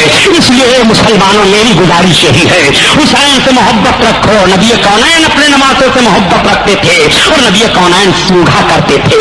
خدا کی قسم قربان جاؤ نبی پر اپنے، جس نبی نے اپنے نمازوں کو اپنے کاندھے پر بیٹھایا ہو اور اپنی زلفوں کو پکڑوایا ہو، جس نبی نے اپنی انگلی اپنے نمازوں کو چسا دی ہو اور اپنی زبان اپنے نمازوں کے منہ میں ڈال دیا ہو، کیا ان کی خوبی اور ان کے مرتبہ کا پتہ لگایا جا سکتا ہے؟ کتنی محبت ہے حسین کو اپنے نانا سے، اور نانا کو کتنی محبت ہے حسین سے۔ اسی لیے تو فرماتے ہیں حسن حسین میرے جسم کے ٹکڑے ہیں، حسن حسین میرے دونوں دو پھول ہیں، حسن حسین سے مجھے جنت کی خوشبو آ رہی ہے۔ حسن حسین کی اولادوں کو اللہ تعالیٰ نے جہنم سے آزاد فرما دیا ہے۔ حسن حسین کی اولادوں پر جہنم حرام ہے۔ حسن حسین کی اولاد جب جہنم میں نہیں جائے گی تو حسن حسین سے جو محبت رکھے گا وہ بھی جہنم میں نہیں جائے گا۔ یہ رب کا انعام ہے حسن حسین پر، یہ رب کا اکرام ہے حسن حسین پر۔ اس لیے حسین کو سمجھنا ہے تو محبت کے آئینہ میں دیکھا کرو، تب تمہیں امام حسین کا کردار اسلام کے اصولوں کو بچانے لیے چمکتا ہوا دکھائی دے گا، دمکتا ہوا دکھائی دے گا۔ رب فرماتا ہے قل لا اسألکم علیہ اجرا الا المودۃ فی القربى، اے محبوب تم فرما دو اشاعت اسلام پر میں تم سے کوئی اجرت نہیں مانگتا ہوں، ہاں اپنے قرابت داروں کی محبت مانگتا ہوں۔ قرابت دار امام حسن ہیں، رسول کے قرابت دار حسین ہیں، ان کی ماں حضرت فاطمہ ہیں، ان کے باپ حضرت مولائے کائنات ہیں۔ حضرت فاطمہ اللہ اللہ، ایک بات رہ گئی ہے تو بتا دوں پیارے، یہی وہ حضرت فاطمہ حسین کی ماں تو ہیں۔ ماں کے کردار سے بچوں کا کردار پہچانا جاتا ہے، ماں کے وصولوں سے بچے کا وصول سامنے آتا ہے۔ واقعہ سنانا مقصد نہیں ہے، بلکہ ایک بات ذہن فکر میں اتار دوں کہ ماں کے کردار سے کیسے بچے کا کردار سامنے آ جاتا ہے۔ آؤ دیکھو حضرت بایزید بستانی رحمۃ اللہ تعالیٰ علیہ، ایک اللہ کے بزرگ ہیں، بہت بڑے ولی ہیں۔ حضرت بایزید بستانی ایک مرتبہ اپنی ماں کے سامنے گئے اور جانے کے بعد عرض کرتے ہیں، ماں دیکھو رب تعالیٰ نے مجھ کو کیسا کمال عطا فرما دیا ہے، اس وقت مسلمان میرا استقبال کرتے ہیں، امیر المومنین میرا لحاظ کرتے ہیں، رب تعالیٰ نے مجھے کتنی عزت دے دی ہے۔ تب تک ماں نے کہا، اے بیٹا بایزید یہ تمہارا کمال نہیں ہے، یہ میرا کمال ہے۔ آپ فرماتے ہیں، امی جان تمہارا کمال کیسے ہے؟ رات بھر محنت و مشقت میں کرتا ہوں، عبادت و ریاضت میں کرتا ہوں، محنت سے علم دین میں نے حاصل کیا ہے، ماں تمہارا کمال کیسے ہے؟ تو حضرت بایزید بستانی رحمۃ اللہ تعالیٰ علیہ ارشاد فرماتے ہیں، یہ تو ماں کہتی ہے، اے بیٹا بایزید بستانی سن، اگر میں تہجد کی نماز پڑھ کر کے تجھے دودھ نہ پلاتی تو تیرے اندر یہ کمال کہاں سے پیدا ہوتا؟ پتا یہ چلا کہ ماں کا اثر بیٹے پر مرتب ہوتا ہے۔ ایک جگہ میں نے یہی عرض کر دیا تو ایک صاحب چلا پڑے کہ سبحانی صاحب تو ابھی کہتے تھے کہ یزید نام کا کوئی دنیا میں نہیں ہے اور یہاں یزید کا نام لے رہے ہیں۔ ہم نے کہا اس پاگل سے کہہ دو یہ یزید نام نہیں ہے، ان کا نام بایزید ہے، بستان کے رہنے والے ہیں اور اصل نام ان کا تیسور ابن عیسیٰ ہے۔ یزید اور بایزید میں بڑا فرق ہوتا ہے۔ حضرت بایزید بستانی رحمۃ اللہ تعالیٰ علیہ تو وہ ہیں خدا کی قسم کہ ایک مرتبہ محبوبیت کے جوش میں آئے تو فرماتے ہیں کہ جو میرا نام محبت سے لے لے گا رب تعالیٰ اسے جنت عطا فرمائے گا۔ علماء فرماتے ہیں کہ بایزید بستانی سے جو محبت کرے گا مرنے سے پہلے توبہ کی توفیق مل جائے گی۔ بایزید بستانی اللہ کے ولی ہیں، ولی اللہ سے محبت کرو تو توبہ کی توفیق مل جائے، اور جو امام الاولیاء سے محبت کرے گا اسے کیوں توبہ کی توفیق نہیں ملے گی؟ ولایت تو حسین کے چوکھٹ سے بچ رہی ہے، انسان تو حسین کے گھر کی دولت ہے، عظمت تو حسین کے گھر کی دولت ہے، شوکت تو حسین کے گھر کی دولت ہے، وقار تو حسین کے گھر کی دولت ہے، اقتدار تو حسین کے گھر کی دولت ہے، بہاریں تو حسین کے گھر کی دولت ہے، شوکت اسلام حسین کے گھر کی دولت ہے۔ جو مانگو ساری دولتیں حسین کے گھر سے تقسیم ہو رہی ہیں۔ اسی لیے اعلیٰ حضرات عظیم البرکت رحمۃ اللہ علیہ ارشاد فرماتے ہیں کہ تیری نسل پاک میں ہے بچہ بچہ نور کا، اور تو ہے نور تیرا سب گھرانہ نور کا، نانا نور، باپ نور، ماں نور، اور ان تینوں کے آنگن میں جو پھول کھلے حسن و حسین وہ نور، اور ان کی اولادیں نور، اور ان کو ماننے والے نور، ان کو چاہنے والے نور، ان کو من سے محبت کرنے والوں کے لیے نور ہر مقام پر، نور ہی نور ہے، روشنی ہی روشنی ہے۔ جس سمت گئے روشنی پھیلتی گئی، جس طرف نگاہ اٹھ گئی روشنی آ گئی، جس طرف نگاہ اٹھتی ہے اس طرف روشنی کی شعائیں بکھر جاتی ہیں۔ حسین کا نام کہاں نہیں ہے؟ زمین پر حسین کا نام ہے، آسمانوں پر حسین کا نام ہے، ہوا فضاؤں میں حسین کا نام ہے، دوستوں کی زبان پر حسین کا نام ہے، دشمنوں کی زبان پر حسین کا نام ہے، دریاؤں میں مچھلیاں حسین کی دہائی دے رہی ہیں، سمندروں میں جانور حسین کے نام کا خطبہ پڑھ رہے ہیں۔ حسین کے ذکر سے دنیا کا کوئی گوشہ، کوئی چپا خالی نہیں ہے۔ شاہ ہست حسین، بادشاہ ہست حسین، حسین شاہ ہیں اور حسین بادشاہ ہیں۔ یہ قصے مختصر کہ حسین نواز رسول اللہ ہیں، اور اس سے بھاری کوئی نسبت نہیں ہے، وہ حضرت امام حسین ہیں۔ امام حسن اور امام حسین سے محبت کے تعلق سے یہ چند جملے میں نے عرض کیے۔